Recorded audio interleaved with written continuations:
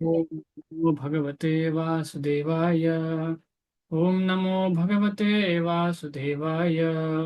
ಓಂ ಸುರಭ್ಯೇ ನಮಃ. ಓಂ ಸುರಭ್ಯೇ ನಮಃ. ಓಂ ಸುರಭ್ಯೇ ನಮಃ.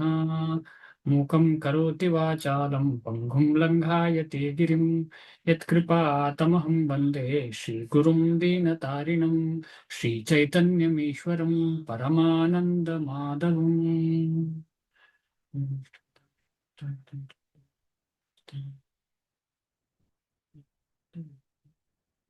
ಹರೇ ಕೃಷ್ಣ ಎಲ್ರಿಗೂ. ನಿನ್ನೆ 4ನೇ ಅಧ್ಯಾಯದ 26ನೇ ಶ್ಲೋಕವನ್ನ ಓದಿದ್ದೀವಿ. 26ನೇ ಶ್ಲೋಕ ಏನ್ ಹೇಳ್ತಿದೆ ಅಂದ್ರೆ, ನಿಷ್ಠೆ ಇರುವಂತಹ ಬ್ರಹ್ಮಚಾರಿ ಅಂದ್ರೆ ಪರಿನಿಷ್ಠ ಬ್ರಹ್ಮಚಾರಿ ಅಥವಾ ನೈಷ್ಠಿಕ ಬ್ರಹ್ಮಚಾರಿ, ಅದೇ ರೀತಿಯಲ್ಲಿ ಒಬ್ಬ ನಿಯಮಬದ್ಧನಾದಂತಹ ಗೃಹಸ್ಥ ಯಾವ ರೀತಿಯಲ್ಲಿ ಯಜ್ಞ ಮಾಡ್ತಾನೆ, ಯಾವ ರೀತಿಯಲ್ಲಿ ಅಂತ ಹೇಳಿದ್ರೆ, ಬ್ರಹ್ಮಚಾರಿಯಾದವನು ಅವರ ಶ್ರವಣ ಪ್ರಕ್ರಿಯೆಯನ್ನು ಮತ್ತು ಇಂದ್ರಿಯಗಳನ್ನು ಮನಸ್ಸಿನ ಸಂಯಮದ ಅಗ್ನಿಯಲ್ಲಿ ಅರ್ಪಿಸುತ್ತಾರೆ. ಆಮೇಲೆ ಗೃಹಸ್ಥರು ಏನ್ ಮಾಡ್ತಾರೆ, ಇಂದ್ರಿಯ ವಿಷಯಗಳನ್ನು ಇಂದ್ರಿಯದ ಅಗ್ನಿಯಲ್ಲಿ ಅರ್ಪಿಸುತ್ತಾರೆ. ಇದು ಏನು ಇಂದ್ರಿಯ ಅಗ್ನಿ, ಆಮೇಲೆ ಏನು ಸಂಯಮದ ಅಗ್ನಿ ಅಂತ ಹೇಳಿ ನಾವು ನಿನ್ನೆ ಚರ್ಚೆ ಮಾಡಿದ್ದೀವಿ. ಇವತ್ತು ಮುಂದೆ ಹೋಗೋಣ. 27ನೇ ಶ್ಲೋಕ ಇನ್ನೂ ಬೇರೆ ಬೇರೆ ರೀತಿಯ ಯಜ್ಞಗಳನ್ನ ಇನ್ನೂ ಎಕ್ಸ್ಪ್ಲೇನ್ ಮಾಡ್ತಿದ್ದಾರೆ. ಇಲ್ಲಿ ಭಗವಂತ ಇನ್ನೂ ಎಕ್ಸ್ಪ್ಲೇನ್ ಮಾಡ್ತಿದ್ದಾರೆ. ಭಗವಂತ ಶ್ಲೋಕ ಹೀಗಿದೆ, 27ನೇ ಶ್ಲೋಕ. ಸರ್ವಾಣೀಂದ್ರಿಯ ಕರ್ಮಾಣಿ ಪ್ರಾಣ ಕರ್ಮಾಣಿ ಚಾಪರೇ ಆತ್ಮ ಸಂಯಮ ಯೋಗಾಗ್ನೌ ಜುಹ್ವತಿ ಜ್ಞಾನದೀಪಿತೆ. ಸರ್ವಾಣೀಂದ್ರಿಯ ಕರ್ಮಾಣಿ, ಸರ್ವಾಣಿ ಇಂದ್ರಿಯ ಕರ್ಮಾಣಿ ಪ್ರಾಣ ಕರ್ಮಾಣಿ ಚ ಅಪರೇ ಅಪರೇ ಚಾಪರೇ ಆತ್ಮ ಸಂಯಮ ಯೋಗಾಗ್ನೌ ಜುಹ್ವತಿ ಜ್ಞಾನದೀಪಿತೆ. ಸರ್ವಾಣೀಂದ್ರಿಯ ಕರ್ಮಾಣಿ ಪ್ರಾಣ ಕರ್ಮಾಣಿ ಚಾಪರೇ ಆತ್ಮ ಸಂಯಮ ಯೋಗಾಗ್ನೌ ಜುಹ್ವತಿ ಜ್ಞಾನದೀಪಿತೆ. ಸರ್ವಾಣೀಂದ್ರಿಯ ಕರ್ಮಾಣಿ ಪ್ರಾಣ ಕರ್ಮಾಣಿ ಚಾಪರೇ ಆತ್ಮ ಸಂಯಮ ಯೋಗಾಗ್ನೌ ಜುಹ್ವತಿ ಜ್ಞಾನದೀಪಿತೆ. ಸರ್ವಾಣಿ ಎಲ್ಲ ಇಂದ್ರಿಯಗಳ ಕರ್ಮಾಣಿ ಕ್ರಿಯೆಗಳನ್ನು, ಪ್ರಾಣ ಕರ್ಮಾಣಿ ಪ್ರಾಣವಾಯುವಿನ ಕ್ರಿಯೆಗಳನ್ನು, ಚ ಕೂಡ ಅಪರೇ ಇತರರು, ಆತ್ಮ ಸಂಯಮ ಮನೋನಿಗ್ರಹದ ಯೋಗ ಸಂಬಂಧಿಸುವ ಪ್ರಕ್ರಿಯೆಯ ಅಗ್ನೌ ಅಗ್ನಿಯಲ್ಲಿ ಜುಹ್ವತಿ ಅರ್ಪಿಸುತ್ತಾರೆ, ಜ್ಞಾನದೀಪಿತೆ ಆತ್ಮ ಸಾಕ್ಷಾತ್ಕಾರದ ಒತ್ತಾಸೆಯಿಂದ. ಇಲ್ಲಿ ಮಿಕ್ಕವರು ಏನ್ ಮಾಡ್ತಾರೆ ಅಂತ ಹೇಳಿದ್ದಾರೆ. ಇಲ್ಲಿ ಅನುವಾದ ಶ್ರೀಲ ಪ್ರಭುಪಾದರಿಗೆ ಜಯವಾಗಲಿ. ಕೆಲವರು ಮನಸ್ಸನ್ನು ಇಂದ್ರಿಯಗಳನ್ನು ನಿಯಂತ್ರಿಸಿ ಆತ್ಮ ಸಾಕ್ಷಾತ್ಕಾರವನ್ನು ಸಾಧಿಸಲು ಬಯಸುತ್ತಾರೆ. ಅಂತಹವರು ಎಲ್ಲ ಇಂದ್ರಿಯಗಳ ಮತ್ತು ಪ್ರಾಣವಾಯುವಿನ ಕಾರ್ಯಗಳನ್ನು ಆತ್ಮ ಸಂಯಮವೆಂಬ ಅಗ್ನಿಗೆ ಅರ್ಪಿಸುತ್ತಾರೆ. ಇದು ಯಾರ ಬಗ್ಗೆ ಹೇಳುವುದಿರ್ಬೋದು? ಯಾರಿಗಾದ್ರೂ ಒಂದು ಮನಸ್ಸಲ್ಲಿ ಏನಾದ್ರೂ ಭಾವನೆ ಇದೆಯಾ? ಯಾರ ಬಗ್ಗೆ ಹೇಳ್ತಾ ಇರ್ಬೋದು? ಪ್ರಾಣವಾಯು ಅಂತೆಲ್ಲ ಹೇಳ್ತಾ ಉಂಟು. ಆದ ಕಾರಣ ನಿಮ್ಗೆಲ್ರಿಗೂ ಒಂದು ಅಂದಾಜು ಸಿಕ್ಕಿರ್ಬೋದು. ನನಗೂ ಅದಕ್ಕೆ ಸ್ವಲ್ಪ ಸಂಬಂಧ ಇದೆ. ಯಾವ್ದ್ರ ಬಗ್ಗೆ ಇರ್ಬೋದು? ಯಾವ ಯೋಗಿ? ಯೋಗಿ ಅಂದ್ರೆ ತುಂಬಾ ಎಲ್ಲರೂ ಯೋಗಿ. ಧ್ಯಾನ ಯೋಗಿ. ಇನ್ನೊಂದು ಹೆಸರು ಅವರು ಹೃದಯದಲ್ಲೇ ಪರಮಾತ್ಮನ ನೋಡ್ತಾರಲ್ಲ. ಕರೆಕ್ಟ್, ಹೃದಯದಲ್ಲಿ ಪರಮಾತ್ಮನ ನೋಡ್ತಾರೆ. ನೋಡ್ತಾರೆ ಅಂತ ಹೇಳುದು ಕಷ್ಟ. ನೋಡ್ತಾರೆ ಅಂತ ಹೇಳುದು ಕಷ್ಟ. ಅದ್ರ ಉದ್ದೇಶ ಅದು, ಆದ್ರೆ ಅದು ಮಾಡ್ತಿಲ್ಲ. ಅಷ್ಟಾಂಗ ಯೋಗ ಸಾಧಕರು ಆಮೇಲೆ ಹಠಯೋಗ ಸಾಧಕರ ಬಗ್ಗೆ ಮಾತಾಡ್ತಾ ಇರುವಂಥದ್ದು ಇಲ್ಲಿ. ಏನ್ ಮಾಡ್ತಾರೆ ಅವರು? ಮನಸ್ಸನ್ನು ಇಂದ್ರಿಯಗಳನ್ನು ನಿಯಂತ್ರಿಸಿ ಆತ್ಮ ಸಾಕ್ಷಾತ್ಕಾರವನ್ನು ಸಾಧಿಸಲು ಬಯಸುತ್ತಾರೆ. ಅಂತಹವರು ಎಲ್ಲ ಇಂದ್ರಿಯಗಳ ಮತ್ತು ಪ್ರಾಣವಾಯುವಿನ ಕಾರ್ಯಗಳನ್ನು ಆತ್ಮ ಸಂಯಮ ಎಂಬ ಅಗ್ನಿಗೆ ಅರ್ಪಿಸುತ್ತಾರೆ. ಯೋಗದಲ್ಲಿದೆ ತ್ರಯಂ ಏಕತ್ರ ಸಂಯಮ ಅಂತ ಹೇಳಿ. ಅಂದ್ರೆ ಧ್ಯಾನ, ಧಾರಣ, ಸಮಾಧಿಯನ್ನ ಸಂಯಮ ಅಂತ ಹೇಳ್ತಾರೆ.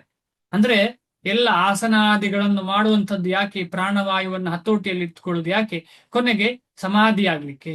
ಸಮಾಧಿ ಅಂದ್ರೆ ಏನು? ಭಗವಂತನ ಸಾಕ್ಷಾತ್ಕಾರ ಆಗ್ಲಿಕ್ಕೆ, ಲೆಕ್ಕಕ್ಕೆ. ಆದ್ರೆ ಅಲ್ಲಿ ಏನಾಗುತ್ತೆ ಅಂತ ಹೇಳಿದ್ರೆ ಭಗವಂತನ ಬಗ್ಗೆ ಯಾರು ತಿಳಿ ಹೇಳಲಿಕ್ಕೆ ಇಲ್ಲದ ಕಾರಣ ಏನಾಗ್ತಿದೆ ಅಲ್ಲಿ ನಿರ್ವಿಕಲ್ಪ ಬ್ರಹ್ಮನಲ್ಲಿ ಸಮಾಧಿ ಆಗ್ಲಿಕ್ಕೆ ಪ್ರಯತ್ನ ಪಡುವಂಥದ್ದು ಎಲ್ಲರೂ.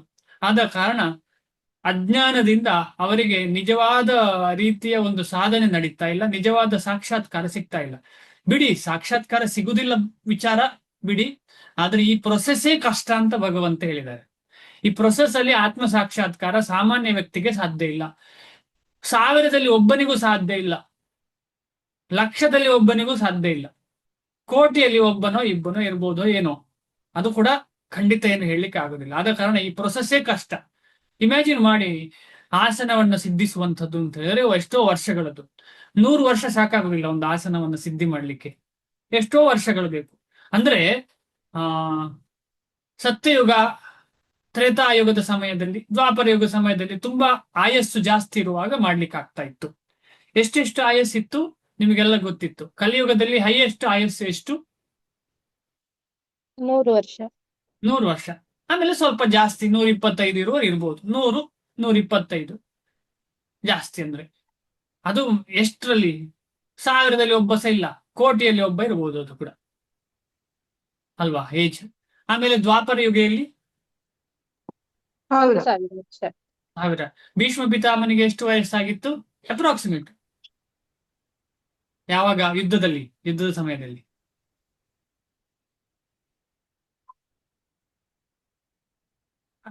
ಭಗವಂತ ಕೃಷ್ಣನಿಗೆ ಎಷ್ಟು ವಯಸ್ಸಾಗಿತ್ತು? 120. ಭಗವಂತನಿಗೆ ವಯಸ್ಸೇ ಇಲ್ಲ, ಆದ್ರೆ ಆ ಲೀಲೆಯಲ್ಲಿ 120. ನೆನಪಿದ್ಯಾ? ಹಾ 123. ಹಾ 125 ವರ್ಷ ಅಂತ ಹೇಳ್ತಾರೆ. ಹ. ಭೀಷ್ಮ ಪಿತಾಮಹರಿಗೆ 800 ವಯಸ್ಸು ಆಸುಪಾಸು. ಎಕ್ಸಾಕ್ಟ್ ಕೌಂಟ್ ನನಗೂ ನೆನಪಿಲ್ಲ, 800 ವರ್ಷ ಆಗಿತ್ತು ಭೀಷ್ಮ ಪಿತಾಮಹರಿಗೆ.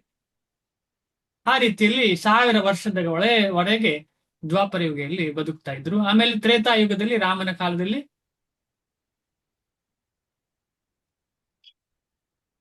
10,000 ವರ್ಷ. 10,000 ವರ್ಷ. 10,000 ವರ್ಷ. ಆಮೇಲೆ ಲಾಸ್ಟ್ ಯುಗ, ಫಸ್ಟ್ ಅಂತ ಅಲ್ಲ, ಸತ್ಯಯುಗ. ಸತ್ಯಯುಗ. ಸತ್ಯಯುಗದಲ್ಲಿ ಸತ್ಯಯುಗದಲ್ಲಿ 1,00,000 ವರ್ಷ. 1 ಲಕ್ಷ ಬದುಕ್ತಾ ಇದ್ರು. ಆಗ 10,000 ವರ್ಷ ಆಸನ ಮಾಡೋದು ದೊಡ್ಡ ವಿಚಾರ ಅಲ್ಲ. 10,000 ವರ್ಷ ಆಸನ ಮಾಡಿ ಅಲ್ಲ, 100 ವರ್ಷ ಆಸನ ಮಾಡಿ ಪರ್ಫೆಕ್ಟ್ ಆದ್ರೂ ದೊಡ್ಡ ವಿಚಾರ ಅಲ್ಲ. ನಮಗೆ ಸಾಧ್ಯವಾ? ಇಲ್ಲ. ಅದಕ್ಕೋಸ್ಕರ ಈ ಕಲಿಯುಗಕ್ಕೆ ಮಾರ್ಗ ಒಂದೇ, ಅದು ಕೃಷ್ಣನ ಸೇವೆ, ಕೃಷ್ಣನ ನಾಮಸ್ಮರಣೆ, ಅದೇ ಸಂಕೀರ್ತನ ಯಜ್ಞ. ಸಂಕೀರ್ತನ ಕಲಿಯುಗದಲ್ಲಿ ಸಂಕೀರ್ತನೆ ಮಾತ್ರ ಸಾಧ್ಯ. ಅದೇ ಸಾಧನಾ ಮಾರ್ಗ, ಬೇರೆ ಯಾವುದೂ ಸಾಧನೆ ಮಾರ್ಗ ಅಲ್ಲ.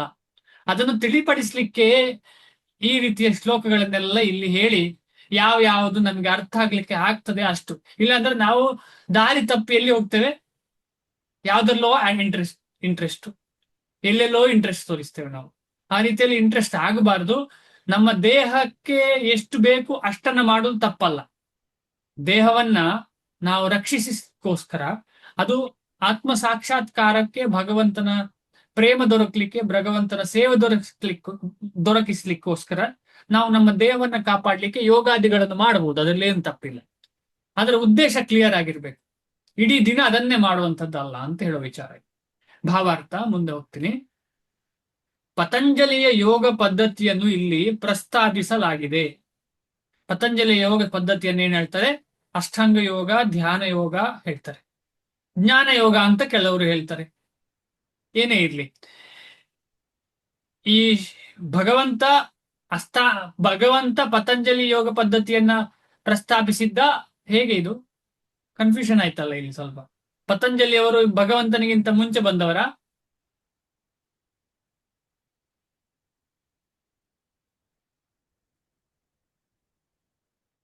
ಹಾ,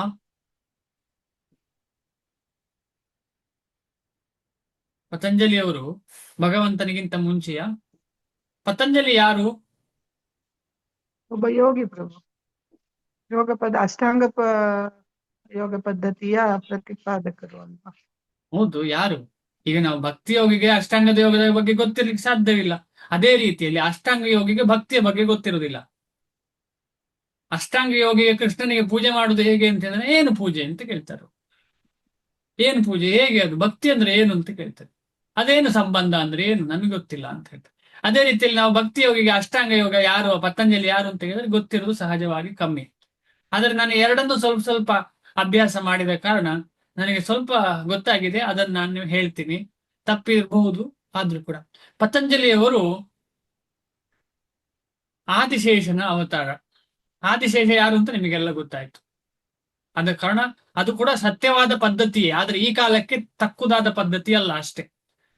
ಇದು ಅಷ್ಟಾಂಗ ಯೋಗ ಕೂಡ ಭಗವಂತನನ್ನ ಕಾಣ್ಲಿಕ್ಕೆ ಇರೋ ಒಳ್ಳೆ ಪದ್ಧತಿಯೇ, ಆದ್ರೆ ಈಗ ಸಾಧ್ಯ ಇಲ್ಲ, ಅದು ಸಾಧ್ಯವೇ ಇಲ್ಲ 100%. ಆ ರೀತಿಯಲ್ಲಿ ಪತಂಜಲಿಯ ಯೋಗ ಪದ್ಧತಿಯನ್ನು ಇಲ್ಲಿ ಪ್ರಸ್ತಾಪಿಸಲಾಗಿದೆ ಅಂದ್ರೆ ಕೃಷ್ಣನಿಂದಲೇ ಬಂದದ್ದು ಇದೆಲ್ಲ ಅಂತ ಅರ್ಥ. ಧ್ಯಾನ ಯೋಗ, ಜ್ಞಾನ ಯೋಗ, ಕರ್ಮಯೋಗ ಇದೆಲ್ಲವೂ ಬಂದದ್ದು ಕೃಷ್ಣನಿಂದ. ಅದನ್ನ ಯಾರು ಪತಂಜಲಿಯವರು ಎಲ್ಲರಿಗೆ ತೋರಿಸಿಕೊಟ್ಟಿದ್ದಾರೆ. ಪತಂಜಲಿಯವರು ಏನು ಮಾಡಿದ್ದಾರೆ, ಪತಂಜಲಿ ಮಹರ್ಷಿ ಅಥವಾ ಭಗವತ್ಪಾದ ಪತಂಜಲಿಯವರು ಏನು ಮಾಡಿದ್ದಾರೆ ಅಂತ ಹೇಳಿದ್ರೆ, ಅವರು ಎಲ್ಲವನ್ನ ಕ್ರೋಢೀಕರಿಸಿ ಎಲ್ಲವನ್ನ ಒಟ್ಟಿಗೆ ಸೇರಿಸಿ ಸುಲಭವಾಗಿ ಸಿಗ್ಲಿಕ್ಕೆ ಪಾತಂಜಲ ಯೋಗ ಸೂತ್ರ ಅಂತ ಮಾಡಿದ್ದಾರೆ. ಪತಂಜಲಿಯ ಯೋಗ ಸೂತ್ರದಲ್ಲಿ ಆತ್ಮವನ್ನು ಪ್ರತ್ಯಗ್ ಆತ್ಮ ಮತ್ತು ಪರಾಗ್ ಆತ್ಮ ಎಂದು ಕರೆದಿದೆ. ಪುನಃ ರಿಪೀಟ್ ಮಾಡಿ ನೀವು ಮನಸ್ಸಲ್ಲೇ, 2 ಪದ ಬಂದಿದೆ ಇಲ್ಲಿ. ಪ್ರತ್ಯಗ್ ಆತ್ಮ, ಪ್ರತ್ಯಗ್ ಆತ್ಮ, ಪರಾಗ್ ಆತ್ಮ, ಪರಾಗ್ ಆತ್ಮ ಎಂದು ಕರೆದಿದೆ. ಆತ್ಮಕ್ಕೆ ಇಲ್ಲಿ ಪ್ರತ್ಯೇಗಾತ್ಮ ಮತ್ತು ಪರಾಗ್ ಆತ್ಮ ಅಂದ್ರೆ ಏನು ಅಂತ ಮುಂದೆ ಬರುತ್ತಾ ಇದೆ. ಆತ್ಮಕ್ಕೆ ಇಂದ್ರಿಯ ಸುಖದ ಮೋಹವಿದ್ದಾಗ ಅದಕ್ಕೆ ಪರಾಗ್ ಆತ್ಮ ಎಂದು ಹೆಸರು. ಆತ್ಮಕ್ಕೆ ಇಂದ್ರಿಯ ಸುಖದ ಮೋಹವಿದ್ದಾಗ ಅಂತ ಹೇಳಿದ್ರೆ ಹೇಗೆ ಅದು? ಕಳೆದ ಜನ್ಮದ ವಾಸನೆಗಳು ಆತ್ಮಕ್ಕೆ ಕವಚ ರೂಪದಲ್ಲಿ ಇದೆ. ಆತ್ಮಕ್ಕೆ ಆವೃತವಾದ ಕಾರಣ ಮೋಡ ಹೇಗೆ ಸೂರ್ಯನಿಗೆ ಆವೃತವಾಗಿದೆ, ಅದೇ ರೀತಿ ಆತ್ಮಕ್ಕೆ ಈ ಒಂದು ಸೂಕ್ಷ್ಮ ಇಂದ್ರಿಯ ಹಳೆ ಸಂಸ್ಕಾರಗಳು ಆವೃತವಾಗಿ ಆ ಇಂದ್ರಿಯ ಸುಖ ಇರುವುದು ಯಾವುದಕ್ಕೆ, ಎಲ್ಲಿ ಅದು ಗೋಚರ ಆಗುವುದು? ಆ ಸೂಕ್ಷ್ಮ ಇಂದ್ರಿಯದಲ್ಲಿ.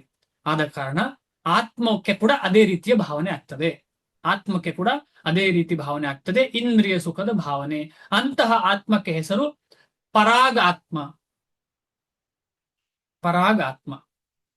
ಅದೇ ಆತ್ಮವು ಇಂದ್ರಿಯ ಸುಖದಲ್ಲಿ ನಿರಾಸಕ್ತಿಯನ್ನು ಬೆಳೆಸಿಕೊಂಡಾಗ, ಅದಕ್ಕೆ ಪ್ರತ್ಯಗ್ ಆತ್ಮ ಎಂದು ಹೆಸರು. ಎರಡೇ ವಿಷಯ. ಒಂದು ಇಂದ್ರಿಯದ ಸುಖದ ಕಡೆಗೆ ಹೋಗುವ ಆತ್ಮ, ಅದು ಪರಾಗಾತ್ಮ.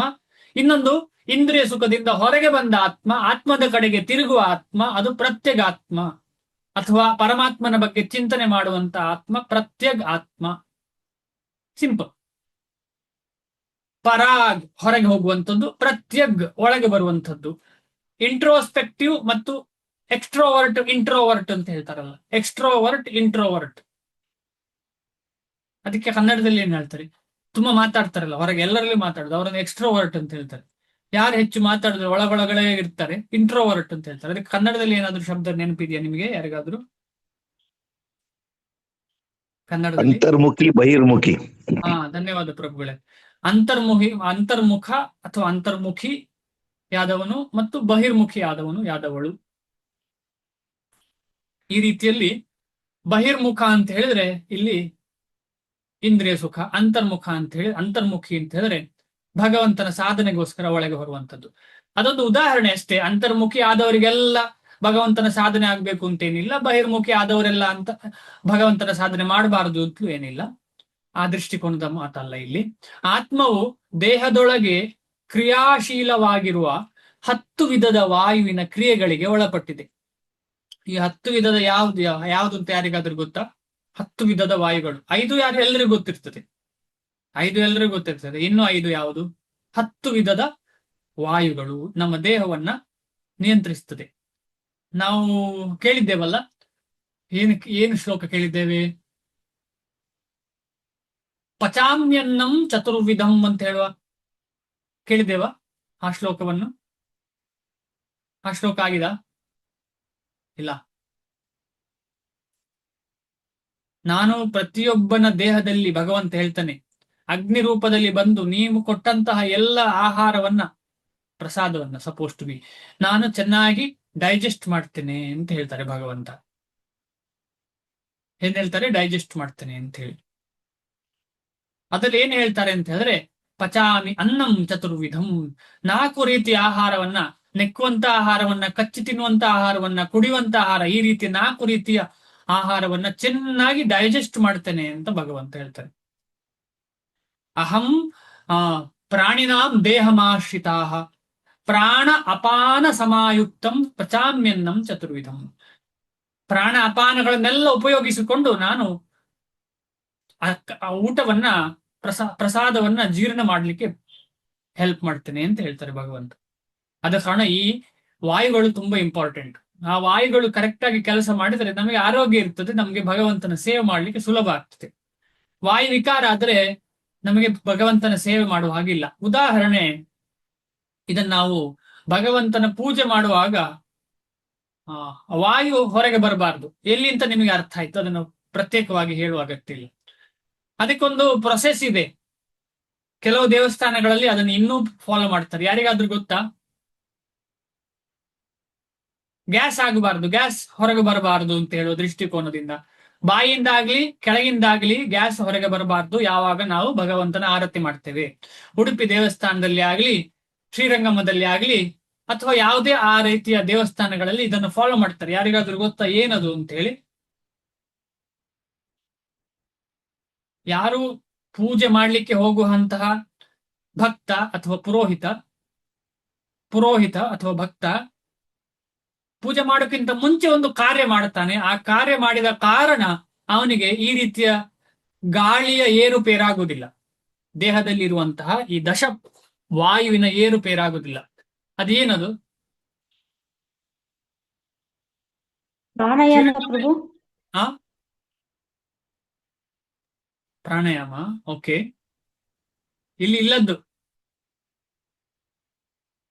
ಇಲ್ಲೇನು ಕೊಟ್ಟಿಲ್ಲ, ಅದನ್ನ ಔಟ್ ಆಫ್ ಸಿಲೆಬಸ್ ಪ್ರಶ್ನೆ. ಹರೇ ಕೃಷ್ಣ ಪ್ರಭುಜಿ, ಆಚಮನ ಮಾಡ್ತಾರೆ. ಆಚಮನ ಎಲ್ಲ ಮಾಡ್ತಾರೆ, ಕರೆಕ್ಟ್. ನೀವು ಯಾರು ಹೋಗ್ಲಿಲ್ಲ, ಈ ಬೆಳಿಗ್ಗೆ ಪ್ರಾತಃ ಕಾಲದ ದರ್ಶನಕ್ಕೆ ಹೋದ್ರೆ ನಿಮಗೆ ಗೊತ್ತಾಗ್ತದೆ ಎಲ್ಲಿ ಹರೇ ಸ್ಪೆಸಿಫಿಕಲಿ. ಕೃಷ್ಣ ಪ್ರಭು. ಹರೇ Yes, ಕೃಷ್ಣ. ಮತ್ತೆ. ಸಂಧ್ಯಾ ಮತ್ತೆ. ವಂದನೆ ಮಾಡುವಾಗ್ಲೂ ಕೂಡ ಮಾಡ್ತಾ ಇದ್ದಾರೆ. ಮೂಗನ್ನು ಹೀಗೆ ಮುಚ್ಚಿ ಏನ್ ಮಾಡ್ತಾರೆ, ನಮ್ಮ ಅಪ್ಪ ಎಲ್ಲ ನನ್ನ ಅಣ್ಣ ಎಲ್ಲ ಮಾಡುದು ನೋಡಿದ್ದೇನೆ. ಮೂಗನ್ ಮುಚ್ಚಿ ಏನು ಮಾಡ್ತಾರಲ್ಲ, ಎರಡು ಹೊಳ್ಳೆಯನ್ನು. ಹಾ, ಪ್ರಾಣಾಯಾಮ. ಹೌದು. ನಾನ್ ಕೇಳಿದ್ದು ಅದಲ್ಲ. ನಾನ್ ಕೇಳಿದ್ದು ಏನು ಅಂತ ಹೇಳಿದ್ರೆ, ನಿಮ್ಗೆ ಗೊತ್ತಿಲ್ಲ ಅಂದ್ರೆ ಒಂದು ನಾಲೆಜ್ ಆಯ್ತು, ಗೊತ್ತಿದೆ ಅಂದ್ರೆ ಈಗ ನಿಮಗೆ ಪುನಃ ಅದನ್ನ ಕನ್ಫರ್ಮ್ ಮಾಡುವ ಹಾಗೆ ಆಯ್ತು. ಶ್ರೀರಂಗಮ್ಮಲ್ಲಿ ಏನ್ ಮಾಡ್ತಾರೆ ಅಂದ್ರೆ, ದೇವರ ದರ್ಶನಕ್ಕೆ ಹಸುವನ್ನ ಕರ್ಕೊಂಡು ಬರ್ತಾರೆ, ಕುದುರೆಯನ್ನು ಕರ್ಕೊಂಡು ಬರ್ತಾರೆ, ಆನೆಯನ್ನ ಕರ್ಕೊಂಡು ಬರ್ತಾರೆ ಬೆಳಿಗ್ಗೆ ಅಲ್ವಾ. ಎಲ್ಲ ದೇವಸ್ಥಾನಗಳಲ್ಲಿ ಇರ್ಬೇಕು ಲೆಕ್ಕಕ್ಕೆ, ಅದ್ರ ಸ್ಪೆಸಿಫಿಕ್ ನೋಡಿದೀರಾ? ಅಲ್ಲಿ ಪೂಜಾರಿ ಏನ್ ಮಾಡ್ತಾನೆ ಅಂದ್ರೆ ಹಸುವನ್ನ ಮಸಾಜ್ ಮಾಡ್ತಾನೆ, ಮಾಡ್ಲೇಬೇಕು. ಹಸುವನ್ನ ಟಚ್ ಮಾಡಿದವನಿಗೆ ಈ ರೀತಿಯ ವಾಯು ವಿಕಾರ ಪೂಜೆ ಮಾಡುವ ಸಂದರ್ಭದಲ್ಲಿ ಆಗುದಿಲ್ಲ. ಎಂತ ಅದ್ಭುತ ನೋಡಿ. ಪ್ರಾಣಾಯಾಮ ಬೇಡ, ಏನು ಬೇಡ, ಹಸುವನ್ನ ಟಚ್ ಮಾಡಿದ್ರೆ ಸಾಕು. ಟಚ್ ಮಾಡಿ ಹಸುವನ್ನ ಇದು ಮಾಡಿ, ಏನು ಗೋಮಾತೆಯನ್ನ ಸ್ಪರ್ಶ ಮಾಡಿದ್ರೆ ಅವನು ಪೂಜೆ ಮಾಡುವಾಗ ಖಂಡಿತವಾಗಿ ಅವನಿಗೆ ಯಾವ ರೀತಿಯಂತಹ ಕೆಳಗಿಂದಾಗ್ಲಿ ಮೇಲಿಂದಾಗ್ಲಿ ವಾಯು ವಿಕಾರ ಆಗುದಿಲ್ಲ. ಒಳ್ಳೆ ರೀತಿಯಲ್ಲಿ ಭಗವಂತನ ಸೇವೆ ನಡೀತದೆ. ದೇಹದಲ್ಲಿ ವಾಸನೆ ಇದ್ರೂ ಕೂಡ ಗೋಮಾತೆಯ ದರ್ಶನದಿಂದಾಗಿ ಆ ವಾಸನೆ ಭಗವಂತ ತಗೊಳ್ಳುವುದಿಲ್ಲ. ಯಾಕೆಂದ್ರೆ ಗೋಮಾತೆಯ ಸ್ಪರ್ಶದಿಂದ ಆದಂತಹ ಶುಭ, ಆಮೇಲೆ ಆ ಒಂದು ಸತ್ತು ಗುಣ ಅಷ್ಟು ಹೊತ್ತಿರ್ತದೆ. ಪ್ರಾಣಾಯಾಮ ಮಾಡುವಕ್ಕಿಂತ ಪವರ್ಫುಲ್ ಅದು. ಪ್ರಾಣಾಯಾಮ ಮಾಡುವಕ್ಕಿಂತ ಪವರ್ಫುಲ್. ಯಾಕೆಂದ್ರೆ ಸತ್ವ ರೂಪದಲ್ಲಿರುವಂತಹ ಮಾತೆ. ನಾವು ನಮ್ಮನ್ನು ಶುದ್ಧ ಮಾಡ್ಲಿಕ್ಕೆ ಆಗುದಿಲ್ಲ, ಆದ್ರೆ ಗೋಮಾತೆ ಯಾವತ್ತೂ ಶುದ್ಧವಾಗಿರುವಂತಹ ವ್ಯಕ್ತಿತ್ವ. ಗೊತ್ತಿತ್ತಾ? ನನಗೂ ಗೊತ್ತಿರ್ಲಿಲ್ಲ ಮುಂಚೆ. ಯಾರೋ ಒಬ್ರು ಭಕ್ತರು ಹೇಳಿದ್ರು, ಯಾರು ಹೇಳಿದ್ರು ನೆನಪಿಲ್ಲ, ಆದ್ರೆ ಅದಂತೂ ಅದ್ಭುತ ವಿಚಾರ, ಸತ್ಯ ವಿಚಾರ ಕೂಡ ನಾವು ಎಲ್ಲರೂ ಅನುಭವಿಸಿ ನೋಡ್ಬೋದು. ಏನೇ ಇರ್ಲಿ, ಮುಂದೆ ಹೋಗುವ. ಪರಾಗಾತ್ಮ, ಪ್ರತ್ಯಗಾತ್ಮ. 10 ವಿಧದ ವಾಯುಗಳು ಯಾವುದು ಅಂತ ಹೇಳಿದ್ರೆ, ಕೆಲವರು ಊಟ ಮಾಡೋಕ್ಕಿಂತ ಮುಂಚೆ ನೀರು ತೆಗೆಯುವುದು ಅಂತ ಇದೆ ಕೆಲವು ಸಂಪ್ರದಾಯಗಳಲ್ಲಿ. ನೀರು ತೆಗೆಯುವುದು ಅಂತ, ನೀರು ಪ್ರಸಾದಕ್ಕೆ ಅಂತಲ್ಲ, ಜಸ್ಟ್ ಅನ್ನಕ್ಕೆ ನೀರು ತೆಗೆಯುವುದು ಅಂತ. ಅದು ನಿಜವಾಗಿ ಪ್ರಸಾದ ಆಗ್ಬೇಕು, ಆದ್ರೆ ಅನ್ನಕ್ಕೆ ನೀರು ತೆಗೆಯುವುದು ಆ ತರ ಎಲ್ಲ ಇದೆ. ಆಗ ಮಾಡ್ತಾರೆ. ಪ್ರಾಣಾಯ, ಅಪಾನಾಯ, ವ್ಯಾನಾಯ, ಉದಾನಾಯ, ಸಮಾನಾಯ, ಸ್ವಾಹ ಸ್ವ ಅಂತ ಹೇಳಿ ತಿಂತಾರೆ. ಅಂದ್ರೆ ಆ ಎಲ್ಲ ಫಸ್ಟಿಗೆ ಆ ಎಲ್ಲ ಪ್ರಾಣವಾಯುಗಳಿಗೆ ಕೊಡುವಂಥದ್ದು. ಈಗ ಆ ಶ್ಲೋಕದಲ್ಲಿ ಇದೆಯಲ್ಲ, ಯಾವ ಶ್ಲೋಕ? ಆಹಾರ ಎಲ್ಲ ವಾಯುಗಳಿಗೆ ಹೋದ್ರೆ ಇಂದ್ರಿಯಗಳಿಗೆ ಸಿಗ್ತದೆ ಅಂತ ಹೇಳಿ. ಇಂದ್ರಿಯಗಳಿಗೆ ಸಿಗದಿದ್ರೆ ಏನಾಗ್ತದೆ? ಈಗ ಒಂದು ದಿವಸ ಏಕಾದಶಿ ದಿವಸ ಊಟ ಹಾಕ್ಲಿಲ್ಲ ಅಂದ್ರೆ ಏನಾಗ್ತದೆ? ಇಂದ್ರಿಯಗಳು ಬಳಲಿ ಹೋಗ್ತವೆ. ಇಂದ್ರಿಯಗಳು ಬಳಲಿ ಹೋಗ್ತವೆ, ಅಯ್ಯೋ ಎಲ್ಲಿ ಬರ್ತದೆ ಅಂತ. ಅದರಲ್ಲಿ ಎಲ್ಲ ಇಂದ್ರಿಯಗಳಿಗೆ ಸುಸ್ತಾಗ್ಬಿಡ್ತದೆ. ಆಮೇಲೆ ಅದು ಭಕ್ತಿಯಲ್ಲಿ ತೊಡಗ್ಲಿಕ್ಕೆ ಪ್ರಯತ್ನ ಪಡ್ತದೆ. ಆದ್ರೆ ಒಂದು ಇಂದ್ರಿಯ ಮಾತ್ರ ಕಾಯ್ತಾ ಇರ್ತದೆ, ಎಲ್ಲಿ ಸಿಗ್ತದೆ, ಎಲ್ಲಿ ಸಿಗ್ತದೆ, ಎಲ್ಲಿ ಸಿಗ್ತದೆ ಅಂತ. ನಾಳೆ ಬೆಳಿಗ್ಗೆ ಯಾವಾಗ ಆಗ್ತದೆ ಅಂತ ಕಾಯ್ತಾ ಇರ್ತದೆ. ಅದು ಒಬ್ಬೊಬ್ಬರಿಗೆ ಒಂದೊಂದು ಟೈಮ್, ಕೆಲವರ ಕೆಪಾಸಿಟಿಗೆ ಅನುಗುಣವಾಗಿ. ಕೆಲವರಿಗೆ 2 ದಿವಸ ಉಪವಾಸ ಮಾಡಬಹುದು ಎನ್ಕೊಳ್ಳುವಾಗ, 3ನೇ ದಿವಸ ಅವರಿಗೂ ಆಗತ್ತೆ ನಾಳೆಗೆ. ಆ ನಾಳೆಗೆ ಅಂತ ಹೇಳಿದ್ರೆ ಬಾರಿ ಡೇಂಜರ್ ಈ ನಾಳೆಗೆ. ಈ ರೀತಿಯಲ್ಲಿ ಪ್ರಾಣ ಅಪಾನ ವ್ಯಾನ ಉದಾನ ಸಮಾನ, ಪ್ರಾಣ ಅಪಾನ ವ್ಯಾನ ಉದಾನ ಸಮಾನ ಅಂತ ಹೇಳುವ ಪಂಚ ಮುಖ್ಯ ವಾಯುಗಳು. ಆಮೇಲೆ ಪಂಚ ಮುಖ್ಯವಲ್ಲದ್ದು ಅಂದ್ರೆ ಸೆಕೆಂಡರಿ ವಾಯುಗಳು. ಅದು ಕೂರ್ಮ, ನಾಗ, ಕೂರ್ಮ, ದೇವದತ್ತ, ಕೃಕರ, ಧನಂಜಯ ಅಂತ ಹೇಳಿ. ಈ ರೀತಿಯ ದಶಪ್ರಾಣುಗಳ ಕ್ರಿಯೆಯಿಂದ ದೇಹದೊಳಗೆ ಆತ್ಮವು ಕ್ರಿಯಾಶೀಲವಾಗಿರುವ 10 ವಿಧದ ವಾಯುವಿನ ಕ್ರಿಯೆಗಳಿಗೆ ಒಳಪಟ್ಟಿದೆ. ಇದನ್ನು ಶ್ವಾಸ ಉಚ್ಛ್ವಾಸದ ವ್ಯವಸ್ಥೆಯಲ್ಲಿ ಗ್ರಹಿಸಬಹುದು. ಈಗ ಉಸಿರು ತಗೊಳ್ಳೋದು, ಉಸಿರು ಬಿಡುದು. ನಮ್ಮಲ್ಲಿ ನೋಡಿ, ಒಂದು ಶಾಸ್ತ್ರ ಇದೆ, ಯೋಗ ರಹಸ್ಯ ಅಂತ ಹೇಳುವ ಶಾಸ್ತ್ರ. ಅದರಲ್ಲಿ ಹೇಳ್ತದೆ, ಒಂದು ಅಮ್ಮನಿಗೆ ಸಹಜವಾದಂತಹ ಡೆಲಿವರಿ ಆಗ್ಬೇಕಿದ್ರೆ ಒಂದು ವಾಯು ಕಾರ್ಯ ಮಾಡಬೇಕು. ಆ ವಾಯು ಸರಿ ಕಾರ್ಯ ಮಾಡಿದ್ರೆ ಸರಿಯಾದ ಡೆಲಿವರಿ ಆಗುದಿಲ್ಲ, ಸರಿಯಾಗಿ ಡೆಲಿವರಿ ಆಗುದು. ಆ ವಾಯು ಹೇಳ್ತಾರೆ, ಅದಕ್ಕೆ ಸ್ಪೆಸಿಫಿಕ್ ಹೆಸರಿದೆ, ಅದು ನನಗೆ ನೆನಪೇ ಬರ್ತಾ ಇಲ್ಲ. ಆದ್ರೆ ಕೆಳಗೆ ಹೋಗುವಂತ ವಾಯು, ಅಪಾನ ವಾಯು ಕರೆಕ್ಟ್ ಆಗಿ ಕೆಲಸ ಮಾಡ್ಬೇಕು ಅವರಿಗೆ, ಇಲ್ಲ ಆದ್ರೆ ಸರಿಯಾಗಿ ಡೆಲಿವರಿ ಆಗುದಿಲ್ಲ. ಅದೊಂದು ವಿಚಾರ. ಆಮೇಲೆ ಮುಟ್ಟು ಸಂಬಂಧಕ್ಕೂ ಹಾಗೆ ಅಪಾನ ವಾಯು ಸಮಾನವಾಗಿರ್ಬೇಕು. ಆಮೇಲೆ ಕಾನ್ಸ್ಟಿಪೇಷನ್ ಆಗೋರು, ನಾವೆಲ್ಲ ಕೆಲವರಿಗೆ ಕಾನ್ಸ್ಟಿಪೇಷನ್ ಅಂದ್ರೆ ಮಲಬದ್ಧತೆ ಇರ್ತದಲ್ಲ, ಅದು ಅಪಾನ ವಾಯು ಸರಿ ಕೆಲಸ ಮಾಡುದಿಲ್ಲ. ಈ ರೀತಿಯಲ್ಲಿ ಒಂದೊಂದು ವಾಯು ಕೆಲಸ ಮಾಡಿದ್ರೆ ಒಂದೊಂದು ವಿಧದ ಆರೋಗ್ಯ ಬಾಧೆಗಳು ಆಗ್ತದೆ. ಅಂದ್ರೆ ಈ ಶ್ವಾಸೋಚ್ಛ್ವಾಸದಿಂದ ಈ ಎಲ್ಲ ವಾಯುಗಳನ್ನ ನಾವು ಹಿಡಿತದಲ್ಲಿ ಇಟ್ಕೊಳ್ಬಹುದು. ವಾಯುಗಳನ್ನ ಹಿಡಿತದಲ್ಲಿ ಇಟ್ಕೊಳ್ಬಹುದು ಅಷ್ಟೇ. ಭಗವಂತನನ್ನ ಹಿಡಿತಕ್ಕೆ ತಗೊಳ್ಳಿಕ್ಕೆ ಆಗುದಿಲ್ಲ ಈ ಯುಗಕ್ಕೆ. ಅದನ್ನ ಸ್ವಲ್ಪ ಜಾಗ್ರತೆಯಿಂದ ನಾವು ಅರ್ಥ ಮಾಡಬೇಕು. ಯಾಕೆಂದ್ರೆ ನಾನು ಮಾಡುವ ಪ್ರಾಣಾಯಾಮವೇ ಅಧ್ಯಾತ್ಮ ಅಂತ ತಿಳ್ಕೊಳ್ತೇವೆ ನಾವು. ನಾನು ಮಾಡುವ ಸೂರ್ಯ ನಮಸ್ಕಾರವೇ ಅಧ್ಯಾತ್ಮ ಅಂತ ತಿಳ್ಕೊಳ್ತೇವೆ. ಇಲ್ಲ, ಇದೆಲ್ಲ ಏನು? ಇದೆಲ್ಲ ನಮ್ಮನ್ನ ಸತ್ವ ಗುಣಕ್ಕೆ ತರ್ತದೆ ಅಷ್ಟೇ. ಭಗವಂತನ ಸೇವೆಗೆ ಏನು ಕ್ವಾಲಿಫಿಕೇಶನ್ ಇಲ್ಲ ಅದರಿಂದ. ಹಾಗೆ ಇರ್ತಿದ್ರೆ ಎಲ್ಲರೂ ಯೋಗ ಕೃಷ್ಣನ ಭಕ್ತರಾಗ್ತಿದ್ರು. ಹಾಗಿರ್ತಿದ್ರೆ ಅದಕ್ಕಿಂತ ಗೋಮಾತೆಯ ಸ್ಪರ್ಶದಿಂದ ಭಕ್ತರಾಗ್ತೇವೆ ಬೇಗನೆ. ತುಂಬಾ ಇಂಪಾರ್ಟೆಂಟ್ ವಿಷಯ. ಯೋಗ ಮಾಡಬಾರ್ದು ಅಂತ ಅಲ್ಲ, ನಾನೇ ಯೋಗವನ್ನ ಕಲಿಸ್ತೇನೆ, ಆದ ಕಾರಣ ಯೋಗ ಮಾಡಬಾರ್ದು ಎಂಬ ಉದ್ದೇಶದಿಂದ ಮಾತಾಡ್ತಿಲ್ಲ. ಎಲ್ಲರಿಗೂ ಹೇಳುದು, ಯೋಗದಲ್ಲೂ ಹೇಳುದಷ್ಟೇ, ನಾನು ಇಲ್ಲೂ ಹೇಳುದಷ್ಟೇ. ಯಾಕೆ ಅಂತ ಹೇಳಿದ್ರೆ, ಜೀವನದ ಉದ್ದೇಶ ಏನು? ಜೀವನದ ಉದ್ದೇಶ ಭಗವಂತನ ಸಾಕ್ಷಾತ್ಕಾರ. ಅದಕ್ಕೆ ಯೋಗ ಆರೋಗ್ಯವನ್ನ ಉಳಿಸಿಕೊಳ್ಳಿಕ್ಕೆ ಹೆಲ್ಪ್ ಮಾಡ್ತಾ ಇದೆ, ಮಾಡೋಣ. ಅದು ಬಿಟ್ಟು ಅದೇ ನನ್ನನ್ನ ದೇವರ ಹತ್ರ ಕರ್ಕೊಂಡು ಹೋಗ್ತದೆ ಅಂತ ಹೇಳುವ ಒಂದು ಮನಸ್ಥಿತಿ ಇದೆ ಅಂತ ಹೇಳಿದ್ರೆ ಅದು ತಪ್ಪು ಮನಸ್ಥಿತಿ. ಯಾಕೆಂದ್ರೆ ಈ ಕಾಲಕ್ಕೆ ಅದಲ್ಲ. ಅದು ಎಲ್ಲ ಶಾಸ್ತ್ರಗಳು ಒಮ್ಮತವಾಗಿ ಹೇಳುವಂತಹ ಸಾರುವ ವಿಚಾರ. ದೇಹದೊಳಗಿನ ವಾಯುವಿನ ಎಲ್ಲ ಕ್ರಿಯೆಗಳು ಅಂತಿಮವಾಗಿ ಆತ್ಮದ ಐಹಿಕ ಆಸಕ್ತಿಯನ್ನು ಬಿಡಿಸಲು ನೆರವಾಗಬೇಕು. ಇದು ಸಾಧ್ಯವಾಗುವಂತೆ ದೇಹದ ವಾಯುವನ್ನು ನಿಯಂತ್ರಿಸುವುದು ಹೇಗೆ ಎನ್ನುವುದನ್ನು ಪತಂಜಲಿಯ ಯೋಗ ಪದ್ಧತಿಯು ಬೋಧಿಸುತ್ತದೆ. ಈ ಯೋಗ ಪದ್ಧತಿಯಂತೆ ಪ್ರತ್ಯಗಾತ್ಮ ಎಂಬ ಸ್ಥಿತಿಯೇ ಅಂತಿಮ ಗುರಿ. ಈ ಪ್ರತ್ಯಗ್ ಆತ್ಮವನ್ನು ಭೌತಿಕ ಕಾರ್ಯಗಳಿಂದ ಹಿಂದಕ್ಕೆ ತೆಗೆದುಕೊಳ್ಳಲಾಗುವುದು. ಇಂದ್ರಿಯಗಳು ಇಂದ್ರಿಯ ವಿಷಯಗಳೊಂದಿಗೆ ಕಾರ್ಯ ಮಾಡುತ್ತವೆ. ಉದಾಹರಣೆಗೆ, ಕಿವಿಯು ಕೇಳುತ್ತದೆ, ಕಣ್ಣು ನೋಡುತ್ತದೆ, ಮೂಗು ವಾಸನೆಯನ್ನು ಗ್ರಹಿಸುತ್ತದೆ, ನಾಲಿಗೆಯು ರುಚಿಯನ್ನು ಗ್ರಹಿಸುತ್ತದೆ, ಕೈಯು ಸ್ಪರ್ಶಿಸುತ್ತದೆ. ಹೀಗೆ ಎಲ್ಲ ಇಂದ್ರಿಯಗಳು ಆತ್ಮದ ಹೊರಗಿನ ಕಾರ್ಯಗಳಲ್ಲಿ ತೊಡಗಿರುತ್ತವೆ. ಇದನ್ನು ಹತೋಟಿಗೆ ತರುವಂತಹ ಒಂದು ವಿಧವೇ ಪ್ರತ್ಯಾಹಾರ ಅಂತ ಹೇಳುವ ಒಂದು ಸ್ಟೇಜ್. ಅಷ್ಟಾಂಗದಲ್ಲಿ ಯಮ, ನಿಯಮ, ಆಸನ, ಪ್ರಾಣಾಯಾಮ ಆದ ಮೇಲೆ ಪ್ರತ್ಯಾಹಾರ ಅಂತ ಹೇಳುವ ಒಂದು ಸ್ಟೇಜ್ ಇದೆ. ಅಲ್ಲಿ ಏನಾಗ್ತದೆ ಅಂತ ಹೇಳಿದ್ರೆ, ಇಂದ್ರಿಯಕ್ಕೆ ಇಂದ್ರಿಯ ವಿಷಯಗಳ ಬಗ್ಗೆ ಏನು ಬೇಡ, ಅದು ಒಳಗಡೆ ತಿರುಗಾಗ್ಬಿಡುತ್ತದೆ, ಒಳಗೆ ಹೋಗ್ತದೆ. ಅದು ಇಂದ್ರಿಯ ವಿಷಯಗಳ ಕಡೆಗೆ ಹೋಗುದಿಲ್ಲ. ಇಂದ್ರಿಯಗಳು ಒಳಗೆ ಹೋಗ್ತದೆ, ಆತ್ಮದ ಕಡೆಗೆ ಹೋಗ್ತದೆ. ಹೀಗೆ ಎಲ್ಲ ಇಂದ್ರಿಯಗಳು ಆತ್ಮದ ಹೊರಗಿನ ಕಾರ್ಯಗಳಲ್ಲಿ ತೊಡಗಿರುತ್ತದೆ.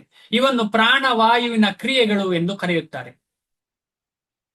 ಪ್ರಾಣವಾಯು ಏನು ಅಂತ ಹೇಳಿದ್ರೆ ಎಲ್ಲ ಇಂದ್ರಿಯಗಳು ಹೊರಗೆ ಕಾರ್ಯ ಮಾಡುವುದು. ಅಪಾನ ವಾಯು ಕೆಳಗಡೆ ಹೋಗುತ್ತದೆ. ಆಗ ಹೇಳಿದಾಗೆ ನಾವು ಕೆಳಗಡೆ ಈಗ ಮೋಷನ್ ಹೋಗುದು, ಅದೆಲ್ಲ ಅಪಾನ ವಾಯು ಕರೆಕ್ಟ್ ಆಗಿದ್ರೆ ಕರೆಕ್ಟ್ ಆಗಿ ಆಗುವಂತ ವಿಚಾರ. ವ್ಯಾನವಾಯು ಕುಗ್ಗುತ್ತದೆ ಮತ್ತು ಹಿಗ್ಗುತ್ತದೆ. ನನ್ನ ಹಾಗೆ ತೆಳ್ಳಗಿದ್ದವರು ವ್ಯಾನವಾಯು ಸರಿ ನಡೆದು ವರ್ಕ್ ಆಗ್ತಿಲ್ಲ, ದಪ್ಪಗಿದ್ದವರಿಗೂ ವರ್ಕ್ ಆಗ್ತಿಲ್ಲ ಅಂತ ಅರ್ಥ. ಕುಗ್ಗುತ್ತದೆ, ಹಿಗ್ಗುತ್ತದೆ. ಸಮಾನ ವಾಯು ಸಮತೋಲನವನ್ನು ಕಾಪಾಡುತ್ತದೆ, ಹೆಸರೇ ಸಮಾನ. ಉದಾನ ವಾಯು ಮೇಲಕ್ಕೆ ಹೋಗುತ್ತದೆ. ಉದಾನ ವಾಯು ಎಲ್ಲ ಸರಿ ಇದ್ರೆ ಏನಾಗ್ತದೆ? ಮೇಲೆ ಹೋಗ್ತೇವೆ ಅಲ್ಲ, ಮೇಲೆ ನಮ್ಮ ಇಂದ್ರಿಯಗಳು ಅಂದ್ರೆ ಮೂಗು, ಬಾಯಿ, ಕತ್ತು ಅದೆಲ್ಲ ಸರಿಯಾಗಿ ಕೆಲಸ ಮಾಡ್ತದೆ. ಉದಾನ ವಾಯು ಸರಿ ಇದ್ರೆ ಮೇಲಕ್ಕೆ ಹೋಗ್ತಾರೆ ಅಂತಲ್ಲ ಇಲ್ಲಿ. ಮನುಷ್ಯನಿಗೆ ಜ್ಞಾನೋದಯವಾದ ಅನಂತರ ಇವೆಲ್ಲವನ್ನು ಅವನು ಆತ್ಮ ಸಾಕ್ಷಾತ್ಕಾರದ ಅನ್ವೇಷಣೆಗಾಗಿ ಬಳಸುತ್ತಾನೆ. ನಾವು ಹೇಗೆ ಮಾಡ್ಬೋದು ಈ ವಾಯುವನ್ನ ಆತ್ಮ ಸಾಕ್ಷಾತ್ಕಾರದ ಅನ್ವೇಷಣೆಗೆ ಹೇಗೆ ಬಳಸ್ಬೋದು? ನಮಗಂತೂ ಯೋಗ ಮಾಡಿ ಸಿದ್ಧಿ ಸಾಧ್ಯ ಇಲ್ಲ. ಯಾರಿಗಾದ್ರೂ ಇದೆಯಾ ಮನಸ್ಸಲ್ಲಿ? ಇಲ್ಲಿ ನಾವು 30 ಜನ ಇದ್ದೇವೆ, 30 ಜನ ಭಕ್ತರಾಗ್ಲಿಕ್ಕೆ ಪ್ರಯತ್ನ ಪಡುವರಿದ್ದೇವೆ. ನಮಗೆ ಆಸನಾದಿಗಳ ಮಾರ್ಗ ಮಾಡಿ ಭಗವಂತನ ಕಡೆಗೆ ಹೋಗ್ಬಹುದು ಅಂತ ಹೇಳಿ ದೃಢ ನಿರ್ಧಾರ ತಗೊಳ್ಳುವವರು ಯಾರಾದ್ರೂ ಇದ್ದೇವ? ನಾವು ಇವತ್ತಿಂದಲೇ ಆಸನ, ಪ್ರಾಣಾಯಾಮ, ಪ್ರತ್ಯಾಹಾರ, ಧಾರಣ, ಧ್ಯಾನ ಮಾಡಿ ನಾನು ಭಗವಂತನನ್ನು ಸೇರ್ತೇನೆ ಅಂತ ಹೇಳುವ 100% ಶ್ಯೂರಿಟಿ ನಮಗೆ ಯಾರಿಗಾದ್ರೂ ಇದೆಯಾ? ಇದೆಯಾ? ಇಲ್ಲ. ಇಲ್ಲ. ಮೌನಂ ಸಮ್ಮತಿ ಲಕ್ಷಣಂ ಅಂತ ಹೇಳ್ತಾರೆ. ಇಲ್ಲ. ಭಕ್ತಿಯಲ್ಲಿ ಯಾರಿಗಾದ್ರೂ ಇದೆಯಾ? ಭಕ್ತಿ ಮಾಡಿ ಖಂಡಿತವಾಗಿ ತಲುಪ್ತೇನೆ ಅಂತ ಯಾರಿಗಾದ್ರೂ ಇದೆಯಾ? ಹೌದು, ಇದೆ ಪ್ರಭುಜಿ. ನಂಗೆ ಇಲ್ಲ. ನಂಗೆ ಭಕ್ತಿಯಲ್ಲಿ ಕೂಡ ಎಷ್ಟು ಕೋಟಿ ಜನ್ಮ ಸಿಕ್ಕಿದ್ರು ನನಗೆ ಸಾಧ್ಯ ಇಲ್ಲ ಅಂತ ನನಗೆ ಅನ್ನಿಸ್ತಾ ಇದೆ. ಈ ಜನ್ಮದಲ್ಲಿದ್ರೆ ಹಾ, ಈ ಜನ್ಮದಲ್ಲಿ ಇಲ್ದೇ ಇದ್ರು ಇನ್ನೊಂದ್ ಜನ್ಮದಲ್ಲಿ ಅದೇ ಸಿಗುತ್ತೆ. ಯಾವಾಗ ಗೊತ್ತಿಲ್ಲ. ಸಾಧ್ಯ ಇಲ್ಲ ಅಂದ್ರೆ ನಾನು ಇವತ್ತು ಸಾಧ್ಯ ಇಲ್ಲ ಅಂತ, ಈ ಜನ್ಮದಲ್ಲಿ ಸಾಧ್ಯ ಇಲ್ಲ, ನೆಕ್ಸ್ಟ್ ಜನ್ಮ ಎಷ್ಟು ಜನ್ಮ ಬೇಕು ಅಂತ ಗೊತ್ತಿಲ್ಲ ನನಗೆ. ಆದರೆ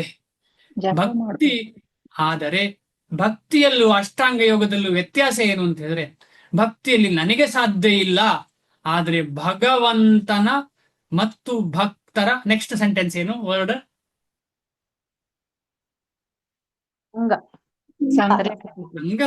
ಸಂಘ ಹೌದು. ಭಗವಂತ ಮತ್ತು ಭಕ್ತರ ಕೃಪೆ. ಹರೇ ಕೃಷ್ಣ ಜಯ. ಕೃಪೆಯಿಂದ ಮಾತ್ರ ಸಾಧ್ಯ, ಬೇರೆ ಯಾವುದರಿಂದಲೂ ಸಾಧ್ಯ ಇಲ್ಲ ನನಗೆ. ಆದ ಕಾರಣ ಕೃಪೆ ಇದ್ರೆ ನಮಗೆ ಭಗವದ್ಧಾಮಕ್ಕೆ ಅಥವಾ ಭಕ್ತರ ಸಂಘ ಸಿಗ್ತದೆ. ಕೃಪೆಯಿಂದಲೇ ಭಕ್ತರ ಸಂಘ, ಕೃಪೆಯಿಂದನೇ ಭಗವಂತನ ಸೇವೆ. ಬೇರೆ ಯಾವುದು ಸಾಧ್ಯ ಇಲ್ಲ ಕೃಪೆ ಇಲ್ಲದ್ರೆ. ಅದಕ್ಕೋಸ್ಕರ ನಮ್ಮನ್ನೆಲ್ಲ ನಾವೇನು ಕೇಳ್ಬೇಕು? ಕೃಪೆ ಕೇಳ್ಬೇಕು, ಭಗವಂತ ಮತ್ತು ಭಕ್ತರ. ಅದಕ್ಕೋಸ್ಕರ ಹೇಳುದು, ನಾವೆಲ್ಲ ಅಕಸ್ಮಾತ್ ಸಿದ್ಧರಾದ್ರೆ ನಾವು ಕೃಪಾ ಸಿದ್ಧರು ಅಂತ ಹೇಳ್ತಾರೆ. ನಮಗೆ ಅಕಸ್ಮಾತ್ ಸಿದ್ಧಿ ಬಂದ್ರೆ ನಮಗೆ ನಮ್ಮ ಸಾಧನೆಯಿಂದ ಸಿದ್ಧಿ ಆಗುದಿಲ್ಲ. ಆದ್ರೆ ಅಷ್ಟಾಂಗ ಯೋಗದಲ್ಲಿ ಇದಕ್ಕೆ ಚಾನ್ಸೇ ಇಲ್ಲ, ಇದಕ್ಕೆ ಅಪರ್ಚುನಿಟಿ ಇಲ್ಲ. ಇದಕ್ಕೆ ಕೃಪೆಯಿಂದ ಅಷ್ಟಾಂಗ ಯೋಗ ಸಿದ್ಧಿ ಅಂತ ಹೇಳೋ ಅಪರ್ಚುನಿಟಿ ಇಲ್ಲ ಸಾಧನೆ ಮಾಡದೆ. ಆದ್ರೆ ನಮಗೆಲ್ಲ ಸಿಕ್ಕಿದೆ ಅಲ್ಲ, ಭಗವದ್ಗೀತೆ, ಈ ಶ್ಲೋಕಗಳು ಇದೆಲ್ಲ ಕೇಳಿ ಭಗವಂತನ ಬಗ್ಗೆ ಅಭಿರುಚಿ ಬೆಳೆದಿದೆಯಲ್ಲ, ಇದೇನು ಕೃಪೆ? ಇದು ನಮ್ಮ ಸಾಧನೆ ಎಲ್ಲಿದೆ? 1000 ವರ್ಷ ಸಾಧನೆ ಮಾಡಿದ್ದೇವಾ? ಇಲ್ಲ, ಏನೂ ಮಾಡ್ಲಿಲ್ಲ. ಸ್ವಲ್ಪ ಜಪ ಮಾಡ್ಲಿಕ್ಕೆ ಪ್ರಯತ್ನ ಪಡ್ತೀವಿ, ಅದು ಎಷ್ಟು 16 ರೌಂಡಿಗೆ ಇಳಿದ ಮೇಲೆ ಅದನ್ನು ಮಾಡ್ಲಿಕ್ಕೂ ಕಷ್ಟಪಡ್ತೀವಿ, ಅದರಲ್ಲೂ ಫೋಕಸ್ ಬರ್ತಿಲ್ಲ ನಂಗೆ.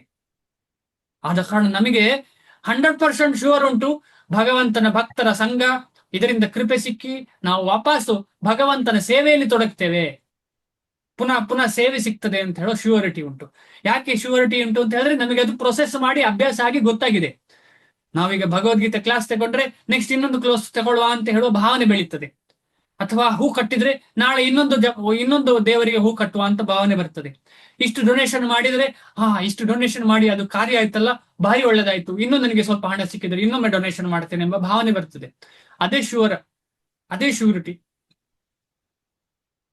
ಈ ರೀತಿಯಲ್ಲಿ ನಾವು ನಮ್ಮ ವಾಯುವನ್ನ ಯಾವ ರೀತಿಯಲ್ಲಿ, ಇನ್ನೊಂದು ಪ್ರಶ್ನೆ,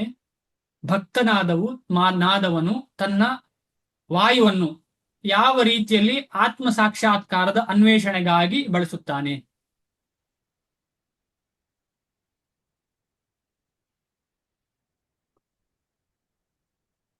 ಪ್ರಯತ್ನ ಪಡಿ.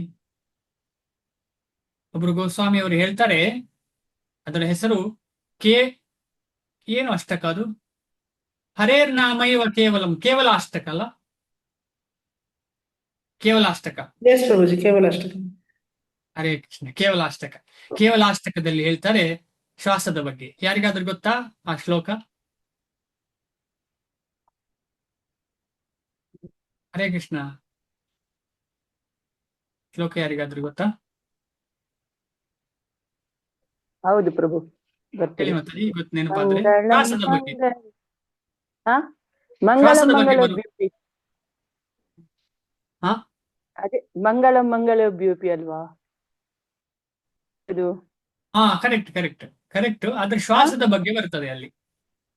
ಶ್ವಾಸ ನಿಶ್ವಾಸ. ಹಾ, ನಿಶ್ವಾಸೇನ ಹಿ ವಿಶ್ವಾಸ ಕದಾ ರುದ್ಧೋ ಭವಿಷ್ಯತಿ ಕೀರ್ತನೀಯ ಮತೋ ಬಾಲ್ಯಾದ್ ಹರೇರ್ನಾಮೈವ ಕೇವಲಂ.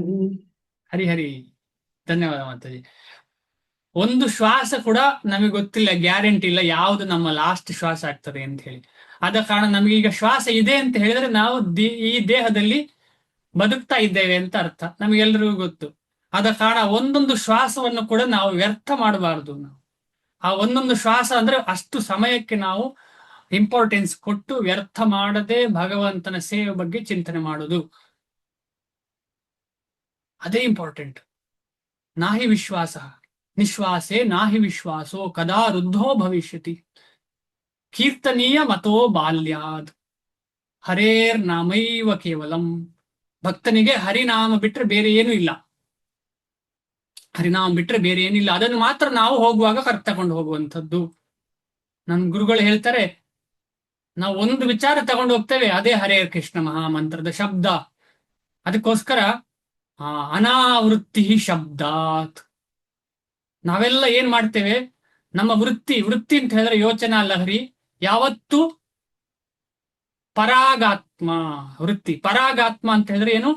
ಇಂದ್ರಿಯ ಸುಖದ ಬಗ್ಗೆ ಇರುವಂತಹ ವೃತ್ತಿ. ಪರಾಗ ಇಲ್ಲಿ ನೋಡಿ, ಫಸ್ಟಿನದ್ದು. ಪ್ರತ್ಯಗಲ್ಲ, ಪರಾಗಾತ್ಮ ವೃತ್ತಿ ನಮ್ದು. ಯಾವತ್ತು ಚಿಂತನೆ ಏನು? ಚಿಂತನೆ ಯಾವತ್ತು ಅಲ್ಲಿ ಏನ್ ಸಿಗ್ತದೆ, ಇಲ್ಲಿ ಏನ್ ಸಿಗ್ತದೆ, ಯೋಚನಾ ಲಹರಿಯಲ್ಲಿ ಇರುವುದೇ ಅದು. ಹಾಗೇನಾಗ್ತದೆ, ನಾವು ಕೊನೆ ಉಸಿರು ತೆಗೊಳ್ಳುವಾಗ ನಮ್ಮ ಚಿತ್ತದಲ್ಲಿ ಇರುವಂತಹ ಸಂಸ್ಕಾರ ಅಂದ್ರೆ ಆ ಥಾಟ್ಸ್ ಯಾವುದಿರುತ್ತೆ ಅದಕ್ಕೆ ಅಕಾರ್ಡಿಂಗ್ಲಿ ನಮಗೆ ಜನ್ಮ ಸಿಗ್ತದೆ ಅಂತ ಭಗವಂತ ಹೇಳ್ತಾರೆ. ಅದೇ ರೀತಿಯಲ್ಲಿ ಯಾರು ಭಕ್ತರು ಸಂಪೂರ್ಣವಾಗಿ ಹರೇ ಕೃಷ್ಣ ಮಹಾಮಂತ್ರವನ್ನ ಉಚ್ಚಾರಣೆ ಮಾಡಿ ತನ್ನ ಮನಪಟಲವನ್ನು ಸಂಪೂರ್ಣವಾಗಿ ಹರೇ ಕೃಷ್ಣ ಮಹಾಮಂತ್ರದಿಂದ ತುಂಬುತ್ತಾನೋ ಅಂತವನಿಗೆ ಏನಾಗ್ತದೆ, ಕೊನೆಗೆ ಸಿಗುವುದು ಹರೇ ಕೃಷ್ಣದ ಸತತ ಜಪ ಮಾಡುವಂತಹ ಭಾಗ್ಯ. ಅದು ಎಲ್ಲೇ ಹುಟ್ಟಿರ್ಲಿ ಅವನಿಗೆ ಸತತವಾಗಿ ಹರೇ ಕೃಷ್ಣ ಮಹಾಮಂತ್ರದ ಸಂಘ ಸಿಗ್ತದೆ. ಅಂದ್ರೆ ಹರೇ ಕೃಷ್ಣ ಮಹಾಮಂತ್ರನಿಗೂ ಕೃಷ್ಣನಿಗೂ ಭಿನ್ನ ಇಲ್ಲ. ಅಭಿನ್ನತ್ವಾಂ ನಾಮನಾನಿನೋ. ಭಗವಂತ ಮತ್ತು ಭಗವಂತನ ನಾಮಕ್ಕೆ ಏನು ಭಿನ್ನತೆ ಇಲ್ಲ. ಆದ ಕಾರಣ ಕೃಷ್ಣನ ಒಟ್ಟಿಗೆ ಸದಾ ಇರುವಂತಹ ಭಾಗ್ಯ. ನಮೀಗ 16 ರೌಂಡಿ ಮಾಡುವಾಗ ಮಾತ್ರ ಅಲ್ವಾ ಕೃಷ್ಣನ ಒಟ್ಟಿಗೆ, ಅಥವಾ ಭಗವದ್ಗೀತೆ ಓದುವಾಗ ಮಾತ್ರ, ಮತ್ತೆ ಯಾರ ಹತ್ರ ಮಾತಾಡುವಾಗ ನಮಗೆ ಭಗವಂತ ಒಟ್ಟಿಗೆ ಇರ್ತಾನ? ಇರಬಹುದು, ಇಲ್ಲದೆ ಇರ್ಬೋದು. ಯಾಕೆಂದ್ರೆ ನಮ್ಗೆ ಗೊತ್ತಿಲ್ಲ ನಮ್ಮ ಸ್ಥಿತಿ ಏನು ಅಂತ ಹೇಳಿ. ಅದು 24 ಗಂಟೆಗಳು ಹರಿದಾಸ್ ಠಾಕೂರ್ಗಳ ಹಾಗೆ ಆಗ್ಬೇಕು ಅಂತ ಹೇಳಿದ್ರೆ ನಾವು ಸತತವಾಗಿ ಪ್ರಯತ್ನ ಪಡಬೇಕು. ವೈಷ್ಣವರ ಸಂಘ ಕೃಪೆಗೋಸ್ಕರ ಕಾಯ್ತಾ ಇರ್ಬೇಕು ನಾವು. ಆದ ಕಾರಣ ಆ ಕೃಪೆ ಸಿಕ್ಕುವಾಗ ಇದೆಲ್ಲ ಆಗ್ಲಿಕ್ಕೆ ಸಾಧ್ಯ. ಅದಕ್ಕೆ ಎಷ್ಟೋ ಉದಾಹರಣೆಗಳಿವೆ. ಆದ ಕಾರಣ ನಾವು ಎಷ್ಟಾಗ್ತದಷ್ಟು ಕೃಪೆ ಸಿಗ್ಬೇಕು ಅಂತ ಹೇಳಿದ್ರೆ ಏನ್ ಮಾಡ್ಬೇಕು? ಕೃಪೆ ಸಿಗ್ಬೇಕು ಅಂತ ಹೇಳಿದ್ರೆ ಬೆಣ್ಣೆ ಹಚ್ಚೋದಲ್ಲ ನಮ್ಮ ಕೆಲಸ. ಯಾಕಂದ್ರೆ ನಾವೆಲ್ಲ ಮಟೀರಿಯಲ್ ಥಾಟ್ಸ್ ಅನ್ನ ಸ್ಪಿರಿಚುವಲ್ ಥಾಟ್ಸ್ ಮಾಡ್ಲಿಕ್ಕೆ ಪ್ರಯತ್ನ ಪಡುತ್ತಾ ಇದ್ದೇವೆ, ಅದು ಕರೆಕ್ಟೇ. ಆದ್ರೆ ಅಲ್ಲಿ ಚೀಟಿಂಗ್ ಪ್ರೊಪೆನ್ಸಿಟಿ ಇರಬಾರ್ದು, ಮೋಸ ಮಾಡುವ ಪ್ರವೃತ್ತಿ ಇರಬಾರ್ದು. ಮೋಸ ಮಾಡುವ ಪ್ರವೃತ್ತಿ ಇದ್ರೆ ಏನಾಗ್ತದೆ ಅಂತ ಹೇಳಿದ್ರೆ, ನೋಡುವವರು ಭಗವಂತ ಮತ್ತು ಭಕ್ತರು ನಮಗೆ ಗೊತ್ತಾಗುದಿಲ್ಲ ಅವ್ರು ನೋಡ್ತಿದ್ದಾರೆ ಅಂತ ಹೇಳಿ ನಾವ್ ಅನ್ಕೊಳ್ತೇವೆ ನಾವೇ ಗ್ರೇಟು, ಅವರಿಗೆ ನಾನು ಹಾಗೆ ಹೇಳಿದೆ ಅಂತ ಹೇಳಿ. ಇಲ್ಲ, ಖಂಡಿತವಾಗಿ ಭಗವಂತ ಭಾವಗ್ರಾಹಿ, ಭಕ್ತರು ಕೂಡ ಭಾವಗ್ರಾಹಿಗಳು, ಅವ್ರಿಗೆ ಗೊತ್ತಾಗ್ತದೆ. ಆದ ಕಾರಣ ನಾವು ತುಂಬಾ ಜಾಗ್ರತೆಯಲ್ಲಿರ್ಬೇಕು, ತುಂಬಾ ಜಾಗ್ರತೆಯಲ್ಲಿರ್ಬೇಕು. ಆದ ಕಾರಣ ನಾವು ಭಕ್ತರ ಒಟ್ಟಿಗೆ ಯಾವಾಗ ಸಂಬಂಧ ಬೆಳೆಸ್ತೇವೆ ನಾವು ಅಷ್ಟು ಜಾಗ್ರತೆಯಲ್ಲಿರ್ಬೇಕು. ಟ್ರಾನ್ಸ್ಪೆರೆನ್ಸಿ ಅಂತ ಹೇಳ್ತಾರೆ ಅದಕ್ಕೆ, ಟ್ರಾನ್ಸ್ಪೆರೆಂಟ್ ಇರ್ಬೇಕು ನಾವು. ಮೋಸ ಮಾಡುವ ಪ್ರವೃತ್ತಿ ಇರಬಾರ್ದು. ಹೃದಯ ಕಲ್ಲಿನಾಗಿರ್ಬಾರ್ದು, ಹೃದಯ ಬೆಣ್ಣೆ ಆಗಿರ್ಬೇಕು. ಆದ್ರೆ ಆ ಬೆಣ್ಣೆ ಹಚ್ಚುವ ಬೆಣ್ಣೆಯಾಗಿ ಆಗಬಾರದು. ಸುಮ್ಮನೆ ಖಾಲಿ ಎಳೆಯುವುದು ಅಥವಾ ತಮಾಷೆ ಮಾಡುವುದು ಅಥವಾ ಏನು ಹೇಳುದು ಅದಕ್ಕೆ, ಈಗ ಯಾರಾದ್ರೂ ದೊಡ್ಡ ಬಾಸ್ ಇದ್ರೆ ಬಾಸ್ ಇಂದ ನನಗೇನೋ ಆಗ್ಬೇಕು ಅಂತ ಹೇಳಿ ನಾನೇನೋ ಹೇಳ್ತೇನಲ್ಲ, ಅದಕ್ಕೆ ಬೆಣ್ಣೆ ಇಡುದ ಏನೋ ಹೇಳ್ತಾರೆ, ಬೆಣ್ಣೆ ಹಚ್ಚುದ ಬೆಣ್ಣೆ ಇಡುದು ಏನೇ ಇರ್ಲಿ, ನಿಮ್ಗೆ ಅರ್ಥ ಆಯ್ತು ಅಂತ ಅನ್ಕೊಳ್ತೇನೆ. ಆ ರೀತಿಯ ಪ್ರವೃತ್ತಿ ನಮಗಿರಬಾರ್ದು. ನಿಜವಾಗಿ ಆ ಭಕ್ತನ ಸೇವೆ ಮಾಡ್ಬೇಕಂತ ಹೇಳುವ ಅಂತಃಕರಣದಲ್ಲಿ ನಾವು ಹೋಗ್ಬೇಕು. ನಿಜವಾಗಿ ನಾನು ಆ ಭಗವಂತನ ಸೇವೆ, ಭಕ್ತರ ಸೇವೆ ಮಾಡಬೇಕು, ಬೇರೆ ಏನು ಕಪಟ ಇರಬಾರ್ದು ನಮಗೆ. ಅವರಿಂದ ಏನೋ ಸಿಗ್ತದೆ ಅಂತ ಇರಬಾರ್ದು ನಮಗೆ. ಅವರಿಂದ ಏನು ಸಿಗ್ತದೆ? ಪುನಃ ಪುನಃ ಅವರ ಸೇವೆ ಸಿಗ್ತದೆ, ಪುನಃ ಪುನಃ ಭಗವಂತನ ಸೇವೆ ಸಿಗ್ತದೆ, ಅದ್ರಲ್ಲಿ ಏನು ತಪ್ಪಿಲ್ಲ. ಆದ್ರೆ ಅದಕ್ಕಿಂತ ಭಿನ್ನವಾಗಿ ನನಗೇನೋ ಸಿಗ್ತದೆ, ಅಲ್ಲಿ ಹೋಗಿ ದೇವಸ್ಥಾನದಲ್ಲಿ ಪೂಜೆ ಮಾಡಿದ್ರೆ ನನಗೆ ಕೊನೆಗೆ ಪ್ರಸಾದ ಸಿಗ್ತದಲ್ಲ, ಒಳ್ಳೆ ದೇವರಿಗೆ ಇಟ್ಟಿದ್ದಾರೆ, ಆ ಶ್ರೀಮಂತರು ಇಟ್ಟಿದ್ದಾರೆ, ಆ ಪ್ರಸಾದ ನನಗೆ ಸಿಗ್ತದಲ್ಲ ಅಂತ ಹೇಳಿದ್ರೆ ತಪ್ಪೇನಿಲ್ಲ. ಆದ್ರೆ ಅದು ಹೈಯೆಸ್ಟ್ ಅಲ್ಲ. ಹೈಯೆಸ್ಟ್ ಯಾವಾಗ ಆಗ್ತದೆ ಅಂತ ಹೇಳಿದ್ರೆ ಪ್ರಸಾದ ಸಿಗಲಿ ಸಿಗದೇ ಇರ್ಲಿ, ಈ ಭಗವಂತನ ಸೇವೆ ಮಾಡಲೇಬೇಕು ನಾವು ಅಂತ ಹೇಳುವಂಥದ್ದು. ಅದು ಮುಖ್ಯ ಉದ್ದೇಶ. ಈ ರೀತಿಯಲ್ಲಿ ನಾವು ಪ್ರತ್ಯಗಾತ್ಮ ಆಗ್ಬೇಕು. ಪ್ರತ್ಯಗಾತ್ಮ ಅಂತ ಹೇಳಿದ್ರೆ ಯಾವತ್ತು ಭಗವಂತನ ಬಗ್ಗೆ ಚಿಂತನೆ ಮಾಡುವಂಥದ್ದು. ಮುಂದೆ ಇನ್ನು ಯಾವ ರೀತಿ ಯಜ್ಞ ಇದೆ ಅಂತ ನೋಡೋಣ. ದ್ರವ್ಯ ಯಜ್ಞ, ತಪೋ ಯಜ್ಞ, ಯೋಗ ಯಜ್ಞಸ್ತಥಾ ಪರೇ, ಸ್ವಾಧ್ಯಾಯ ಯಜ್ಞ, ಸ್ವಾಧ್ಯಾಯ ಜ್ಞಾನ ಯಜ್ಞಾಶ್ಚ ಯತಯ ಸಂಶಿತ ವ್ರತಾಃ. ಮುಂದೆ ಹೋಗ್ತೇನೆ. ಅನುವಾದ ಶಿಲಪ್ರಭುಪಾದರಿಂದ. ಶಿಲಪ್ರಭುಪಾದರಿಗೆ ಜಯವಾಗಲಿ. ಕಟ್ಟುನಿಟ್ಟಾದ ವ್ರತಗಳನ್ನು ಸ್ವೀಕರಿಸಿ, ಚಾಂದ್ರಾಯಣಾದಿ ವ್ರತಗಳು, ಕಟ್ಟುನಿಟ್ಟಾದ ವ್ರತಗಳನ್ನು ಸ್ವೀಕರಿಸಿ ಕೆಲವರು ತಮ್ಮ ಸ್ವತ್ತನ್ನು ಯಜ್ಞ ಮಾಡಿ ಜ್ಞಾನೋದಯವನ್ನು ಪಡೆಯುತ್ತಾರೆ. ಕೆಲವರು ತಪಸ್ಸನ್ನು ಮಾಡುವುದರಿಂದ, ಕೆಲವರು ಯೋಗ ಯಜ್ಞದಿಂದ, ಮತ್ತೆ ಕೆಲವರು ವೇದಗಳನ್ನು ಅಭ್ಯಾಸ ಮಾಡಿ ಜ್ಞಾನ ಯಜ್ಞವನ್ನು ಮಾಡುವುದರಿಂದ ಜ್ಞಾನೋದಯವನ್ನು ಪಡೆಯುತ್ತಾರೆ. ಭಕ್ತರು ಇದನ್ನೆಲ್ಲ ಮುಂಚೆ ಮಾಡಿದಾರಂತೆ. ಯಾರು ಹೇಳಿದ್ರು? ಭಕ್ತರು ಇದನ್ನೆಲ್ಲ ಮುಂಚೆ ಮಾಡಿದಾರಂತೆ. ಯಾರು ಹೇಳಿದ್ರು?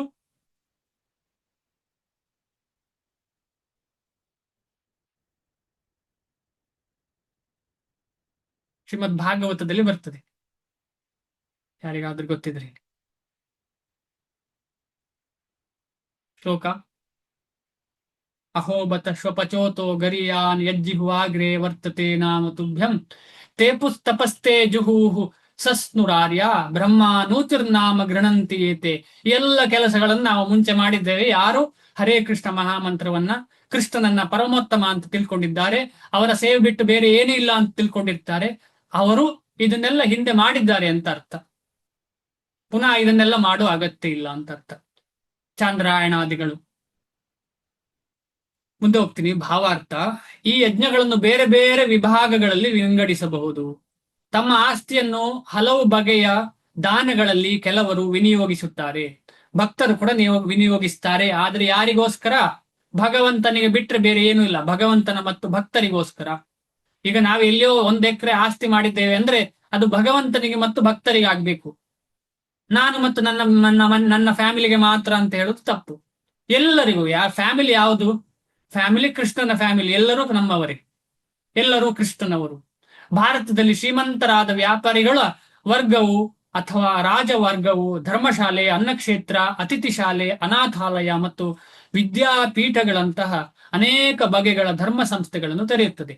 ಇತರ ದೇಶಗಳಲ್ಲಿ ಸಹ ಬಡವರಿಗೆ ಆಹಾರ, ಶಿಕ್ಷಣ ಮತ್ತು ಔಷಧೋಪಚಾರಗಳನ್ನು ಉಚಿತವಾಗಿ ಒದಗಿಸಲು ಆಸ್ಪತ್ರೆಗಳು, ವೃದ್ಧಾಶ್ರಮಗಳು ಮತ್ತು ಇಂತಹ ಧಾರ್ಮಿಕ ಪ್ರತಿಷ್ಠಾನಗಳು ಇವೆ. ಈ ಎಲ್ಲ ಧರ್ಮ ಕಾರ್ಯಗಳಿಗೆ ದ್ರವ್ಯಮಯ ಯಜ್ಞ ಎಂದು ಹೆಸರು. ದ್ರವ್ಯಮಯ ಯಜ್ಞ ಏನು? ಫಲ ಅಪೇಕ್ಷೆ ಇಲ್ಲದೆ ಕೊಡುವಂತಹ ವಿಚಾರ ಇದು. ಯಜ್ಞ ಅಂತ ಹೇಳಿದ್ರೆ ಫಲ ಅಪೇಕ್ಷೆ ಇರಬಾರ್ದು, ನಿಷ್ಕಾಮ ಭಾವನೆಯಿಂದ ಕೊಡಬೇಕು. ಕಾಮ ಭಾವನೆಯಿಂದ ಮಾಡಿದರೆ ಅದು ಯಜ್ಞ ಆಗುದಿಲ್ಲ. ಬದುಕಿನಲ್ಲಿ ಉನ್ನತಿಗಾಗಿ ಅಥವಾ ಸ್ವರ್ಗ ಪ್ರಾಪ್ತಿಗಾಗಿ ಹಲವರು ಚಾಂದ್ರಾಯಣ ಮತ್ತು ಚಾತುರ್ಮಾಸ್ಯಗಳಂತಹ ಹಲವು ಬಗೆಯ ಕಠೋರ ವೃತ್ತಗಳನ್ನು ತಾವಾಗೇ ಸ್ವೀಕರಿಸುತ್ತಾರೆ. ಮಾಡುದಾ ನಾವು ಕೂಡ ಚಾಂದ್ರಾಯಣ? ಚಾಂದ್ರಾಯಣ ಅಂತ ಹೇಳಿದ್ರೆ ಯಾರಿಗಾದ್ರೂ ಗೊತ್ತಾ? ಚಾತುರ್ಮಾಸ್ಯ ಎಲ್ಲರಿಗೂ ಗೊತ್ತು.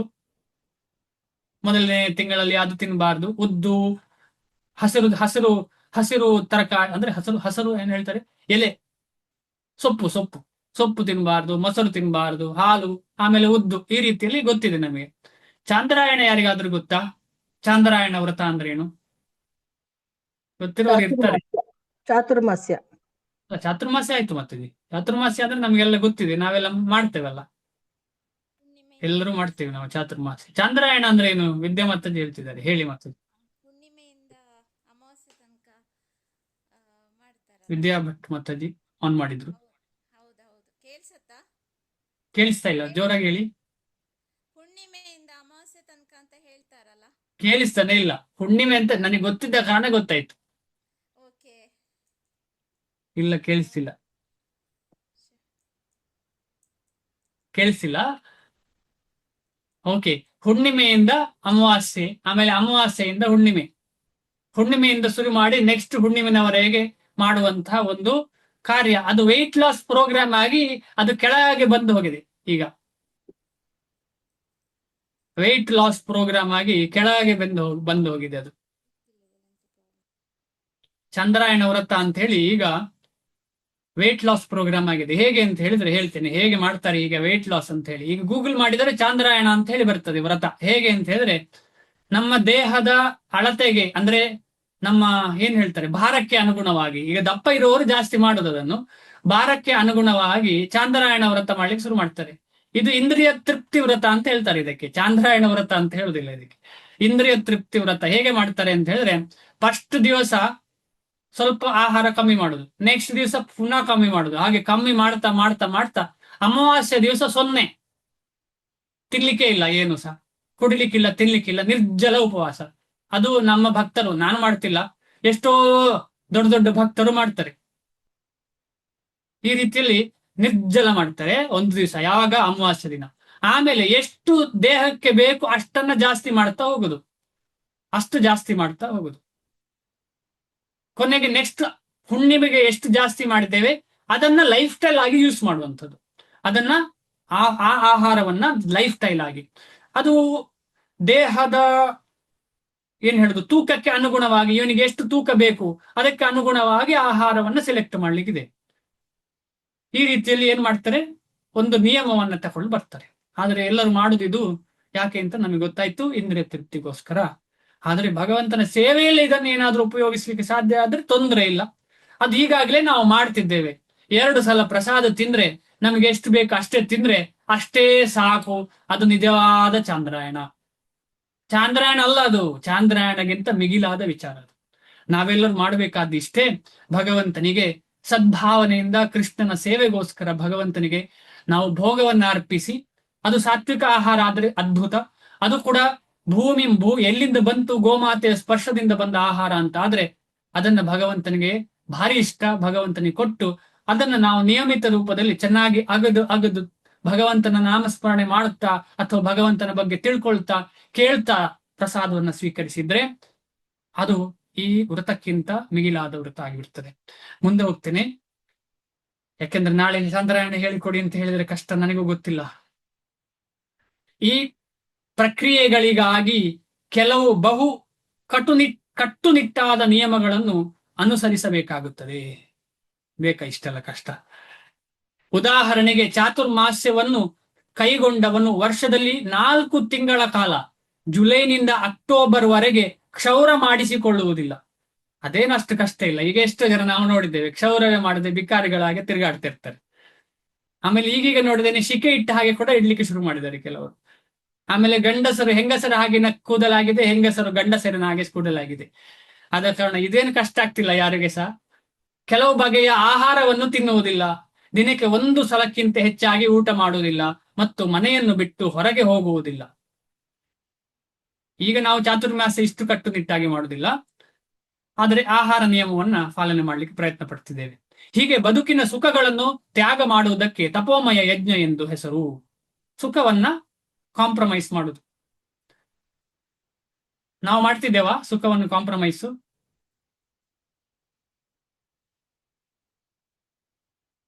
ಯಾರಾದ್ರೂ ಹೇಳ್ತೀರಾ? ಸುಖವನ್ನು ನಾವು ನಮ್ಮ ಸುಖವನ್ನ ಕಾಂಪ್ರಮೈಸ್ ಮಾಡ್ತಿದ್ದೇವಾ? ಇಲ್ಲ ಪ್ರಭು. ಬೆಳಿಗ್ಗೆ ಬೇಗ ಹೇಳ್ಬೇಕು ಅಂತ ಡಿಸೈಡ್ ಮಾಡಿದ್ದೇವಲ್ಲ ನಾವೆಲ್ಲ ಸೇರಿ. ಇಷ್ಟು ದಿವಸ ಆ ಬಿಸಿ ರಗ್ಗಿನ ಒಳಗೆ ಅಲರಾಮ್ ಆದ್ರೂ ದೂಡಿ ರಗ್ಗಿನ ಒಳಗೆ ಉಸಿರಾಟ ಮಾಡ್ತಾ ಇರ್ತೇವೆ. ಗೊರಕೆ ಅಥವಾ ಉಸಿರಾಟ ಇಡೀ ಬಿಸಿ ಬಿಸಿ ಇರ್ತದೆ, ಏಳ್ಲಿಕ್ಕೆ ಮನಸ್ಸಿಲ್ಲ, ಕೈ ಮೈ ಎಳೆದು ಏಳ್ಲಿಕ್ಕೆ ಮನಸ್ಸಿಲ್ಲ. ಆ ಅಲ್ರಾಮ್ ಶಬ್ದ ಆದ್ರೂ ಕೂಡ ಒಂದು ಸುಖ ಇತ್ತಲ್ಲ. ಈಗ ಎದ್ದ ಮೇಲೆ ಆ ಸುಖ ಹೋಯ್ತಲ್ಲ. ಸುಖ ಹೋಯ್ತಾ? ಸುಖ ಡಬ್ಬಲ್ ಆಯ್ತಾ? ಸುಖ ಹೋಯ್ತಾ? ಸುಖ ಡಬ್ಬಲ್ ಆಯ್ತಾ? ಡಬ್ಬಲ್ ಆಯ್ತು ಪ್ರಭುಗಳೇ. ಹರಿ ಡಬ್ಬಲ್ ಅಲ್ಲ, ಎಷ್ಟು ಬಲ್ ಅಂತ ನಮಗೆ ಗೊತ್ತಿಲ್ಲ, ಅಷ್ಟಾಗಿರ್ತದೆ ಸುಖ. ಎಷ್ಟು ಡಬ್ಬಲ್ ಅಂತ ನಮಗೆ ಗೊತ್ತಿಲ್ಲ, ಕ್ಯಾಲ್ಕುಲೇಟ್ ಮಾಡ್ಲಿಕ್ಕೆ ಸಾಧ್ಯ ಇಲ್ಲ ಆ ಸುಖವನ್ನ. ಯಾಕೆಂದ್ರೆ ಬ್ರಾಹ್ಮಿ ಮುಹೂರ್ತೆ ಉತ್ತಿಷ್ಟೇ ಚಿಂತಯೇದ್ ಆತ್ಮನೋ ಹಿತಂ. ಆತ್ಮಕ್ಕೆ ಹಿತ ಯಾವುದು? ಆತ್ಮಕ್ಕೆ ಹಿತ ಭಗವಂತ ಕೃಷ್ಣನನ್ನ ಸ್ಮರಣೆ ಮಾಡುವಂಥದ್ದು, ಭಗವಂತನ ಕೃಷ್ಣನ ಸೇವೆ ಮಾಡುವಂಥದ್ದು ಮಾತ್ರ ಆತ್ಮಕ್ಕೆ ಹಿತ. ಅಂದ್ರೆ ಅದರಲ್ಲಿ ಗೋ ಸೇವೆ ಬಂತು, ಎಲ್ಲವೂ ಬಂತು. ಭಗವಂತ ಮತ್ತು ಭಗವಂತನ ಭಕ್ತರ ಸೇವೆ. ಆತ್ಮನೋ ಹಿತಂ, ಇದೇ ಆತ್ಮಕ್ಕೆ ಹಿತ. ಶುವರ್ ಏನದು? ಜೀವೇರ ಸ್ವರೂಪ ಹೊಯ್ ಕೃಷ್ಣೇರ ನಿತ್ಯ ದಾಸ. ಕೃಷ್ಣನ ದಾಸನಾದವನು ಬೇರೆ ಏನನ್ನ ನೋಡುದು, ಬೇರೆ ಏನನ್ನ ಚಿಂತನೆ ಮಾಡುವಂಥದ್ದು, ಅದೊಂದೇ. ಆದ ಕಾರಣ ಬ್ರಾಹ್ಮಿ ಮುಹೂರ್ತದಲ್ಲಿ ಹೇಳ್ಬೇಕು ಅಂತ ಶಾಸ್ತ್ರ ಹೇಳ್ತದೆ.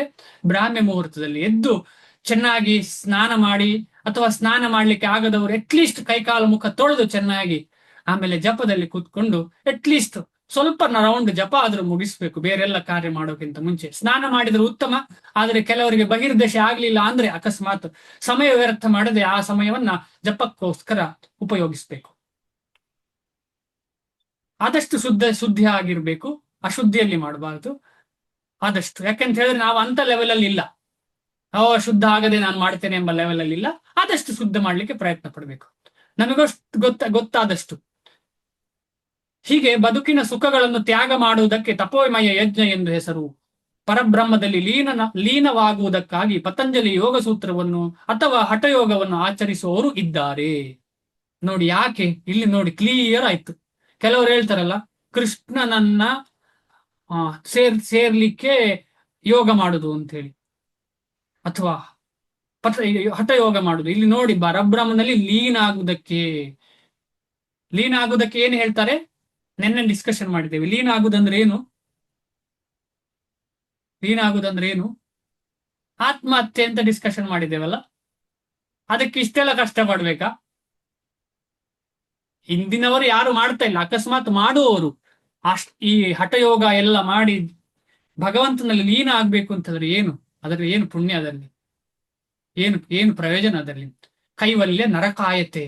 ಪ್ರಭುನಾನಂದ ಸರಸ್ವತಿಗಳು ಹೇಳ್ತಾರೆ ಆಕಾಶ ಪುಷ್ಪಾಯತೆ ಅಂತ ಹೇಳಿ. ಅವ್ರು ಏನ್ ಹೇಳ್ತಿದ್ದಾರೆ ಅಂದ್ರೆ, ಅಲ್ಲಿ ಏನು ಸೇವೆ ಇಲ್ಲ ಭಗವಂತನದ್ದು, ಅಂತ ಜಾಗೆಗೆ ಹೋಗಿ ಏನ್ ಮಾಡುದು ಲೀನ ಆಗಿ ನಾನು? ಭಗವಂತನ ಸೇವೆ ಸಿಕ್ಕಿದ್ರೆ ನನಗೆ ನರಕ ಆದ್ರೂ ಪರವಾಗಿಲ್ಲ, ಎಲ್ಲಿ ಆದ್ರೂ ಪರವಾಗಿಲ್ಲ ಅಂತ ಆಚಾರ್ಯರು ಹೇಳ್ತಾರೆ. ಆದ ಕಾರಣ ಎರಡೇ ಮಾರ್ಗ ಇರುವಂಥದ್ದು. ಒಂದು ಜ್ಞಾನ ಮಾರ್ಗ, ಅದು ಲೀನವಾಗುವಂತ ಮಾರ್ಗ. ಆಮೇಲೆ ಒಂದು ಮಾರ್ಗ ಭಕ್ತಿ ಮಾರ್ಗ. ಅಷ್ಟಾಂಗ ಯೋಗಿ ಭಕ್ತರ ಸಂಪರ್ಕಕ್ಕೆ ಬಂದ್ರೆ ಅವನು ಭಕ್ತನಾಗ್ತಾನೆ. ಜ್ಞಾನಿ ಭಕ್ತರ ಸಂಪರ್ಕಕ್ಕೆ ಹೇಗಾದ್ರೂ ಬಂದ್ರೆ ಭಕ್ತನಾಗೋ ಅವಕಾಶ ಇರ್ತದೆ. ಆದ್ರೆ ಇವರೆಲ್ಲರೂ ಜ್ಞಾನಿಯ ಸಂಘ ಮಾತ್ರ ತಗೊಂಡ್ರೆ ಏನಾಗ್ತದೆ? ಅವನು ಲೀನ ಆಗೋದ್ರ ಬಗ್ಗೆ ಚಿಂತನೆ ನಡೆಸ್ತಾ ಇರ್ತಾನೆ. ಆಮೇಲೆ ಅವನು ಲೀನ ಆದರೆ ಅದರಷ್ಟು ಕಷ್ಟ ಬೇರೆ ಏನೂ ಇಲ್ಲ. ಯಾಕೆಂದ್ರೆ ಅವನು ನಿಜವಾಗಿ ಸಿಗ್ಬೇಕಾದ್ದೇ ಸಿಗ್ತಾ ಇಲ್ಲ, ದಾರಿಯೇ ತಪ್ಪಿ ಹೋದಂತಹ ದಾರಿ ಆಗ್ಬಿಡ್ತದೆ. ಆದ ಕಾರಣ ನಾವೆಲ್ಲರೂ ಭಾಗ್ಯವಂತರು. ನಮಗೆ ಭಗವದ್ ಮಾರ್ಗ ಸಿಕ್ಕಿದೆ, ಭಗವಂತನ ಕಡೆಗೆ ಹೋಗುವಂತಹ ಮಾರ್ಗ ದೊರಕಿದೆ.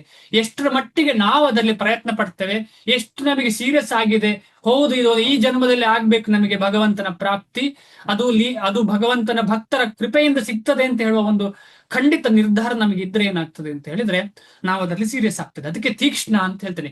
ತೀವ್ರ ಸಂವೇಗ ಆಗ್ತದೆ, ನಮ್ಮ ವೇಗಗಳೆಲ್ಲ ತೀವ್ರ ಆಗ್ತದೆ. ಅದು ಯಾವ ರೀತಿಯ ವೇಗ? ಭಗವಂತನ ಕಡೆಗೆ ಹೋಗುವಂತಹ ವೇಗ ಆಗ್ಬೇಕು.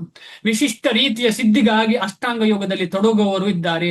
ಅಣಿಮ್ಯ, ಗರಿಮ, ಲಗಿಮ, ಪ್ರಾಪ್ತಿ, ಪ್ರಾಕ್ಯಾಮ ಅಂತ ಹೇಳುವ 6-7 ಸಿದ್ಧಿಗಳು, 8 ಸಿದ್ಧಿಗಳಿವೆ, ಅಷ್ಟಸಿದ್ಧಿಗಳು. ಯಾಕೆ ಇದು ಅಂತ ಹೇಳಿದ್ರೆ, ನಾನು ಇನ್ನೊಬ್ಬನಿಂದ ಗ್ರೇಟ್ ಅಂತ ತೋರಿಸಿಕೊಳ್ಳಿಕ್ಕೆ. ಅದು ಭಕ್ತರಿಗೆ ಈಗಾಗಲೇ ಇದೆ, ಶ್ರೀಲ ಪ್ರಭುಪಾದರಿಗೆ ಇತ್ತು, 100% ಇದೆ. ಅವರು ಒಂದು ಸಲ ತೋರಿಸಿದ್ದಾರೆ ಕೂಡ. ಆದ್ರೆ ಸರಿಯಾಗಿ ನನಗೆ ನೆನಪಿಲ್ಲ. ಕುಂಭಮೇಳದಲ್ಲಿ ಒಬ್ಬ ಯೋಗಿ ಬಂದಂತೆ. ಆ ಯೋಗಿ ಭಯಂಕರ ಏನು ಚಾಲೆಂಜ್ ಮಾಡಿ ಬಂದದ್ದು, ಆತರ ಏನೋ ಆಗಿತ್ತು ಕತೆ, ಸರಿಯಾಗಿ ನೆನಪಿಲ್ಲ. ಆಮೇಲೆ ಶ್ರೀಲ ಪ್ರಭುಪಾದರ ಹತ್ತಿರ ಬಂದು ಅವರನ್ನು ನೋಡಿ ವಾಪಸ್ ಬರುವಾಗ ಎಲ್ಲರೂ ಕೇಳಿದ್ರಂತೆ ಏನಾಯ್ತು ಅಂತ. ಅವರು ಮಹಾ ವ್ಯಕ್ತಿ, ಅವರು ನನಗೆಲ್ಲ ತೋರಿಸಿದ್ರು ಅಂತ ಹೇಳಿ ಹೋದ್ರಂತೆ. ಎಕ್ಸಾಕ್ಟ್ ಅಲ್ಲ ಇದು ಅದರ ಒಂದು ನನಗೆ ನೆನಪಿದ್ದಷ್ಟು ಹೇಳಿದ್ದೇನೆ. ಯಾರಿಗಾದ್ರೂ ಗೊತ್ತಿದ್ರೆ ಆಮೇಲೆ ಕ್ವಶನ್ ಆನ್ಸರ್ ಅಲ್ಲಿ ನೀವು ಈ ಕಥೆಯನ್ನ ಹೇಳಿ ಖಂಡಿತವಾಗಿ. ಅದೇ ರೀತಿಯಲ್ಲಿ ಹನುಮಾನ್ಜಿಗೆ ಇತ್ತು ಅಲ್ವಾ? ಏನೆಲ್ಲ ಇತ್ತು ನಿಮಗೆಲ್ಲ ಗೊತ್ತುಂಟು. ಯಾವ್ದು ಈಗ ಇನ್ನು ಕೆಲವೇ ದಿವಸದಲ್ಲಿ ಏನ್ ಬರ್ತದೆ? ರಾಮನವಮಿ ಬರ್ತದೆ. ಹನುಮಾನ್ಜಿ ಎಲ್ಲವನ್ನ ತೋರಿಸಿದ್ದಾರೆ. ಯಾವಾಗ? ಹಾರುವಾಗ. ಎಲ್ಲಿಗೆ ಹಾರುವಾಗ? ಲಂಕೆಗೆ ಹಾರುವಾಗ. ಎಲ್ಲ ರೀತಿಯ ಅಣಿಮ ಗರಿಮ ಲಗಮ್ಯ ಎಲ್ಲ ತೋರಿಸಿಕೊಟ್ಟಿದ್ದಾರೆ ಅವರು ನಮಗೆ. ಹಾರುದು, ಪ್ರಾಕಾಮ್ಯ ಎಲ್ಲ ಸಿದ್ಧಿಗಳನ್ನು ಭಕ್ತರಿಗೆ ನ್ಯಾಚುರಲಿ ಬರ್ತದೆ. ಅದು ಏನು ಪ್ರಯತ್ನ ಪಡುವ ಅಗತ್ಯ ಇಲ್ಲ. ವಿಶಿಷ್ಟ ರೀತಿಯ ಸಿದ್ಧಿಗಾಗಿ ಅಷ್ಟಾಂಗ ಯೋಗದಲ್ಲಿ ತೊಡಗುವವರು ಇದ್ದಾರೆ. ಕೆಲವರು ಎಲ್ಲ ಪವಿತ್ರ ಸ್ಥಳಗಳಿಗೆ ಯಾತ್ರೆ ಹೋಗುತ್ತಾರೆ. ಈ ಎಲ್ಲ ಆಚರಣೆಗಳಿಗೆ ಯೋಗ ಯಜ್ಞ ಎಂದು ಹೆಸರು. ಅಂದ್ರೆ ಇವೆಲ್ಲವೂ ಸಪೋಸ್ ಟು ಬಿ ನಮ್ಮನ್ನ ಭಗವಂತನ ಹತ್ತಿರ ಕರ್ಕೊಂಡು ಹೋಗೋದಾಗಿರ್ಬೇಕು. ಆದರೆ ನಮಗೆ ಕಲಿಯುಗದಲ್ಲಿ ಇದೆಲ್ಲ ಸಾಧ್ಯ ಇಲ್ಲ. ನಮಗೆ ಒಂದೇ ಯಜ್ಞ, ಅದು ಜಪ ಯಜ್ಞ. ಅದಕ್ಕೋಸ್ಕರ ಕೃಷ್ಣ ಮುಂದೆ ಭಗವದ್ಗೀತೆಯಲ್ಲಿ ಹೇಳ್ತಾರೆ, ಯಜ್ಞಾನಾಂ ಜಪ ಯಜ್ಞೋಸ್ಮಿ ಅಂತ ಹೇಳಿ. ಈ ರೀತಿ ಜನರು ಜಗತ್ತಿನಲ್ಲಿ ಒಂದು ನಿರ್ದಿಷ್ಟ ಬಗೆಯ ಪರಿಪೂರ್ಣತೆಗಾಗಿ ಯಜ್ಞವನ್ನು ಆಚರಿಸುತ್ತಾರೆ. ವಿವಿಧ ವೇದ ಸಾಹಿತ್ಯದ, ವಿಶೇಷವಾಗಿ ಉಪನಿಷತ್ತು, ವೇದಾಂತ ಸೂತ್ರ ಅಥವಾ ಸಾಂಖ್ಯ ದರ್ಶನದ ಅಧ್ಯಯನ ಮಾಡುವರಿದ್ದಾರೆ. ವೇದ ಸಾಹಿತ್ಯ, ವಿಶೇಷವಾಗಿ ಉಪನಿಷತ್ತು, ವೇದಾಂತ ಸೂತ್ರ ಅಥವಾ ಸಾಂಖ್ಯ ದರ್ಶನದ ಅಧ್ಯಯನ ಮಾಡುವರಿದ್ದಾರೆ. ನಾವು ಕೂಡ ಇದೆಲ್ಲ ಮಾಡ್ತೇವೆ. ಉಪನಿಷತ್ತು, ವೇದಾಂತ ಸೂತ್ರ, ಸಾಂಖ್ಯ ದರ್ಶನ. ಉಪನಿಷತ್ತು ಯಾವುದು ನಾವು ಅಧ್ಯಯನ ಮಾಡ್ತೇವೆ?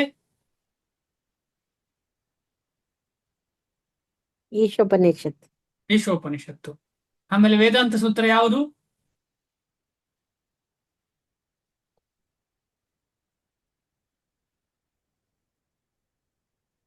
ಬ್ರಹ್ಮಸೂತ್ರ. ಇಲ್ಲ, ವೇದಾಂತ ಸೂತ್ರ ಯಾವುದು? ಶ್ರೀಮದ್ ಭಾಗವತವನ್ನು ಮಾಡ್ತೇವೆ. ಸಾಂಖ್ಯೆಯಲ್ಲಿ ಇದೆ. ಸಾಂಖ್ಯದ ಬಗ್ಗೆ ಎಲ್ಲೆಲ್ಲಿದೆ? ಶ್ರೀಮದ್ ಭಾಗವತದಲ್ಲಿ ಇದೆ.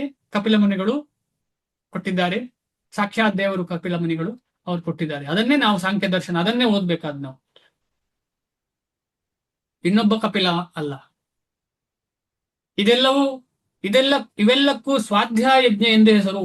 ಈ ಯೋಗಿಗಳೆಲ್ಲರೂ ವಿವಿಧ ಯಜ್ಞಗಳಲ್ಲಿ ಶ್ರದ್ಧೆಯಿಂದ ತೊಡಗುತ್ತಾರೆ ಮತ್ತು ಬದುಕಿನಲ್ಲಿ ಇನ್ನೂ ಉತ್ತಮ ಸ್ಥಿತಿಯನ್ನು ಬಯಸುತ್ತಾರೆ. ಆದರೆ ಕೃಷ್ಣ ಪ್ರಜ್ಞೆಯು ಇವೆಲ್ಲಕ್ಕಿಂತ ಭಿನ್ನವಾದದ್ದು. ಏಕೆಂದರೆ ಅದು ಭಗವಂತನ ನೇರ ಸೇವೆಯಾಗಿದೆ. ಇದೇ ಡಿಫರೆನ್ಸ್. ಅಲ್ಲಿ ನೇರ ಸೇವೆಯೇ ಇಲ್ಲ. ಇಂಡೈರೆಕ್ಟ್ ವರ್ಷಿಪ್, ಡೈರೆಕ್ಟ್ ವರ್ಷಿಪ್ಪೇ ಇಲ್ಲ. ಮೇಲೆ ಹೇಳಿದ ಯಾವುದೇ ಬಗೆಯ ಯಜ್ಞದಿಂದ ಕೃಷ್ಣ ಪ್ರಜ್ಞೆಯನ್ನು ಪಡೆಯಲು ಸಾಧ್ಯವಿಲ್ಲ. ಈ ಸೆಂಟೆನ್ಸ್ ನಾವು ತಲೆಯಲ್ಲಿ ಫಿಕ್ಸ್ ಮಾಡಿ, ನಮ್ಮ ತುಳುವಿನಲ್ಲಿ ಒಂದು ಗುರ್ಮ ಅಂತ ಹೇಳ್ತಾರೆ. ಗುರ್ಮ ಅಂತ ಹೇಳಿ ಕೇಳಿದ್ದಾರೆ ಯಾರಿಗಾದ್ರೂ? ಏನಂತ ಹೇಳಿ ಗೊತ್ತಾಯ್ತದು? ಗುರ್ಮ ಅಂತ ಹೇಳಿದ್ರೆ ಕೇಳಿದ್ದೀರಾ? ತುಳುವಿನಲ್ಲಿ ಹೇಳ್ತಾರೆ. ತುಳು ಗೊತ್ತಿದ್ದವರು ಯಾರಾದ್ರೂ ಇದ್ದಾರ? ಹಳೆ ಕಾಲದ ತುಳು.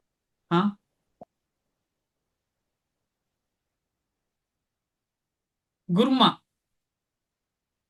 ಗೊತ್ತಿಲ್ಲ? ಹಳೆ ಕಾಲದಲ್ಲಿ, ಈಗಿಲ್ಲ ಅದು. ಹಳೆ ಕಾಲದಲ್ಲಿ ಏನ್ ಮಾಡ್ತಿದ್ರು ಅಂದ್ರೆ, ಈ ಸ್ಕ್ರೂ ಹಾಕೋ ಕಾನ್ಸೆಪ್ಟ್ ಇರ್ಲಿಲ್ಲ ಅಲ್ಲ. ಸ್ಕ್ರೂ, ಒಂದು ಮರಕ್ಕೆ ತೂತು ತೆಗಿಬೇಕು ಅಂತ ಹೇಳಿದ್ರೆ ಈಗ ಡ್ರರ್ ಅಂತ ಮಾಡ್ತಾರಲ್ಲ, ಆಗ ಅದಕ್ಕೊಂದು ಮೆಥಡ್ ಇತ್ತು. ಒಂದು ಕಬ್ಬಿಣಕ್ಕೆ ಕೆಳಗೆ ಹೀಗಿರ್ತಿದೆ, ಆಯ್ತಾ? ಆಮೇಲೆ ಅದನ್ನು ಹೀಗೆ ತಿರುಗಿಸಿ ರಂಧ್ರ ಮಾಡ್ಬೇಕಾಗಿತ್ತು ಮುಂಚೆ. ನೆನಪಾಯ್ತಾ? ನನ್ನ ಪ್ರಾಯದಲ್ಲಿ ಯಾರಾದ್ರೂ ಇದ್ದಾರ? ಎಲ್ಲ ನನಗಿಂತ ದೊಡ್ಡವರ, ಎಲ್ಲರೂ ಚಿಕ್ಕವರ, ಗೊತ್ತಿಲ್ಲ ಪ್ರಾಯದಲ್ಲಿ ದೇಹ. ಆಯ್ತು, ಯಾರಿಗೂ ಗೊತ್ತಿಲ್ಲ ಇದು, ನನಗೆ ಮಾತ್ರ. ನಾನು ಯಾವ್ದೋ ಬೇರೆ ಲೋಕವ. ಕನ್ನಡದಲ್ಲಿ ಗೂಟ ಅಂತಾರಲ್ಲ ಪ್ರಭುಜಿ, ಕನ್ನಡದಲ್ಲಿ ಗೂಟ ಅಂತಾರೆ.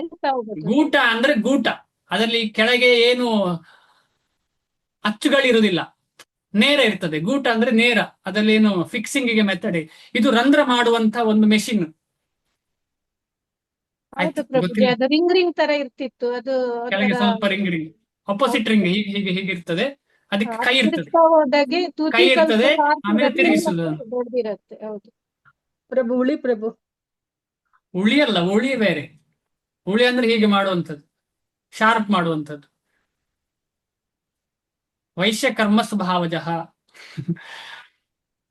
ಆಯ್ತು, ಏನೇ ಇರ್ಲಿ, ನಾನು ಏನ್ ಹೇಳಿದೆ ಅಂತ ಹೇಳಿದ್ರೆ, ತಲೆ ಒಳಗೆ ಇದನ್ನು ಕೃಷ್ಣ ಪ್ರಜ್ಞೆಯಿಂದ ಮಾತ್ರ ಅಂತ ಹೇಳಿ ಹಾಕಿ, ಬೇರೆ ಯಾವುದರಿಂದ ನಮಗೆ ಭಗವಂತನ ಸಾಕ್ಷಾತ್ಕಾರ ಸಾಧ್ಯ ಇಲ್ಲ, ಮೇಲೆ ಹೇಳಿದ ಯಾವುದೇ ಬಗೆಯ ಯಜ್ಞೆಯಿಂದ ಕೃಷ್ಣ ಪ್ರಜ್ಞೆಯನ್ನು ಪಡೆಯಲು ಸಾಧ್ಯ ಇಲ್ಲ ಅಂತ ಹಾಕಿ ಗುರ್ಮ ಹಾಕಿ ಬಿಡುದು, ಅಂದ್ರೆ ಟೈಟ್ ಮಾಡಿ ಬಿಡುದು ಅಂತ ಹೇಳಿದ್ ನಾನು. ಬೇರೆ ಏನಿಲ್ಲ, ಫಿಕ್ಸ್ ಮಾಡಿ ಬಿಡುವ ನಾವು.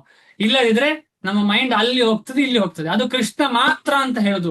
ಬೇರೆ ಯಾರನ್ನು ಮಾಡಿದ್ರು ಪಾಷಂಡಿ ಅಂತ ಕರೀತಾರೆ. ಬೇರೆ ಯಾರನ್ನು ಕೂಡ ಪರಮೋತ್ತಮ ಅಂತ ತಕೊಂಡ್ರೆ, ನಾನು ಹೇಳ್ತಾ ಇಲ್ಲ, ಶಾಸ್ತ್ರ ಹೇಳ್ತದೆ ಪಾಷಂಡಿ ಅಂತ ಹೇಳ್ತಾರೆ, ಮೂರ್ಖ ಅಂತ ಹೇಳ್ತಾರೆ. ಅದ ಕಾರಣ ನಾವು ಯಾರು ಮೂರ್ಖ ಆಗಬಾರ್ದು. ಕೃಷ್ಣ ಮಾತ್ರ ಪರಮೋತ್ತಮ ಪರಮ ಪುರುಷ, ಅವನ ಮೇಲೆ ಎಲ್ಲರೂ ಡಿಪೆಂಡ್ ಆಗಿದ್ದು ಅಂತ ನಮ್ಗೆ 100% ಶೂರ್, ಏನ್ ಡೌಟ್ ಇಲ್ಲ ಅದರಲ್ಲಿ. ಆದರೆ ಭಗವಂತನ ಮತ್ತು ಅವನ ಶುದ್ಧ ಭಕ್ತರ ಕೃಪೆಯಿಂದ ಅದನ್ನು ಪಡೆಯಬಹುದು. ಆದ್ದರಿಂದ ಕೃಷ್ಣ ಪ್ರಜ್ಞೆಯು ದಿವ್ಯವಾದುದು. ಕೃಷ್ಣ ಶುದ್ಧ ಭಕ್ತರ ಕೃಪೆಯಿಂದ, ನೋಡಿ ಆಗ ಮಾತಾಡಿದ್ದು ಇಲ್ಲೇ ಬಂತು, ನಾವೆಲ್ಲ ಡಿಸ್ಕಷನ್ ಮಾಡಿದ್ದು, ಶುದ್ಧ ಭಕ್ತರ ಕೃಪೆಯಿಂದ ಅದನ್ನು ಪಡೆಯಬಹುದು. ಅದ್ಭುತ. ಶಿಲ ಪ್ರಭುಪಾದರ ಮುಖಾರವಿಂದ ಬಂದಂತಹ ಪ್ರತಿಯೊಂದು ವಾಕ್ಯ, ಪ್ರತಿಯೊಂದು ಕೂಡ ತುಂಬಾ ಅರ್ಥ ಇದೆ. ನಾನು ಎಷ್ಟು ಅರ್ಥ ಮಾಡಿದ್ರು ನಂಗೆ ಅರ್ಥ ಆಗ್ತಿಲ್ಲ. ಆದ ಕಾರಣ ನಾವೆಲ್ಲರೂ ಪ್ರಯತ್ನದಲ್ಲಿದ್ದೇವೆ. ಖಂಡಿತವಾಗಿ ಒಂದಲ್ಲ ಒಂದು ದಿನ ಒಳ್ಳೆ ರೀತಿಯ ಭಕ್ತರ ಸಂಘ ನಮ್ಗೆಲ್ರಿಗೂ ದೊರಕಿ, ಶ್ರೇಷ್ಠ ಭಕ್ತರ ದೊರಕಿ, ನಮ್ಗೆ ಇನ್ನೂ ಇದು ಕ್ಲಾರಿಟಿ ಸಿಕ್ಕಿ, ನಮ್ಗೇನು ಸಂಶಯ ಆಗ್ಬಾರ್ದು. ಯಾಕಂದ್ರೆ ಮುಂದೆ ಹೇಳ್ತಾರೆ ಸಂಶಯಾತ್ಮ ಪ್ರಣಶ್ಯತಿ ಅಂತ ಹೇಳಿ. ನಮ್ಗೆ ಭಗವಂತನ ಬಗ್ಗೆ ಸಂಶಯ ಇರಬಾರ್ದು. ಅಂದ್ರೆ ಪೂರ್ಣ ಜ್ಞಾನ ಸಿಗ್ಲಿಕ್ಕೆ ಸಾಧ್ಯವೇ ಇಲ್ಲ, ಆದ್ರೆ ಸಂಶಯ ಇರಬಾರ್ದು. ನಮ್ಗೆ ಸಂಶಯ ಇಲ್ಲದೆ ಆಗ್ಲಿ ಅಂತ ಹೇಳಿ ನಾವು ಕೇಳ್ಕೊಳ್ಳೋಣ. ಹರೇ ಕೃಷ್ಣ. ಇಲ್ಲಿಗೆ ಇವತ್ತು ನಿಲ್ಲಿಸ್ತೀನಿ. ಬೇರೆ ಏನಾದ್ರು ಪ್ರಶ್ನೆ ಅಥವಾ ನಾನು ಹೇಳಿದ್ರಲ್ಲಿ ಏನಾದ್ರು ಸಂಶಯ ಅಥವಾ ತಪ್ಪಿದ್ರೆ ದಯವಿಟ್ಟು ಅನ್ಮ್ಯೂಟ್ ಮಾಡ್ಕೊಂಡು ಕೇಳ್ಬೋದು.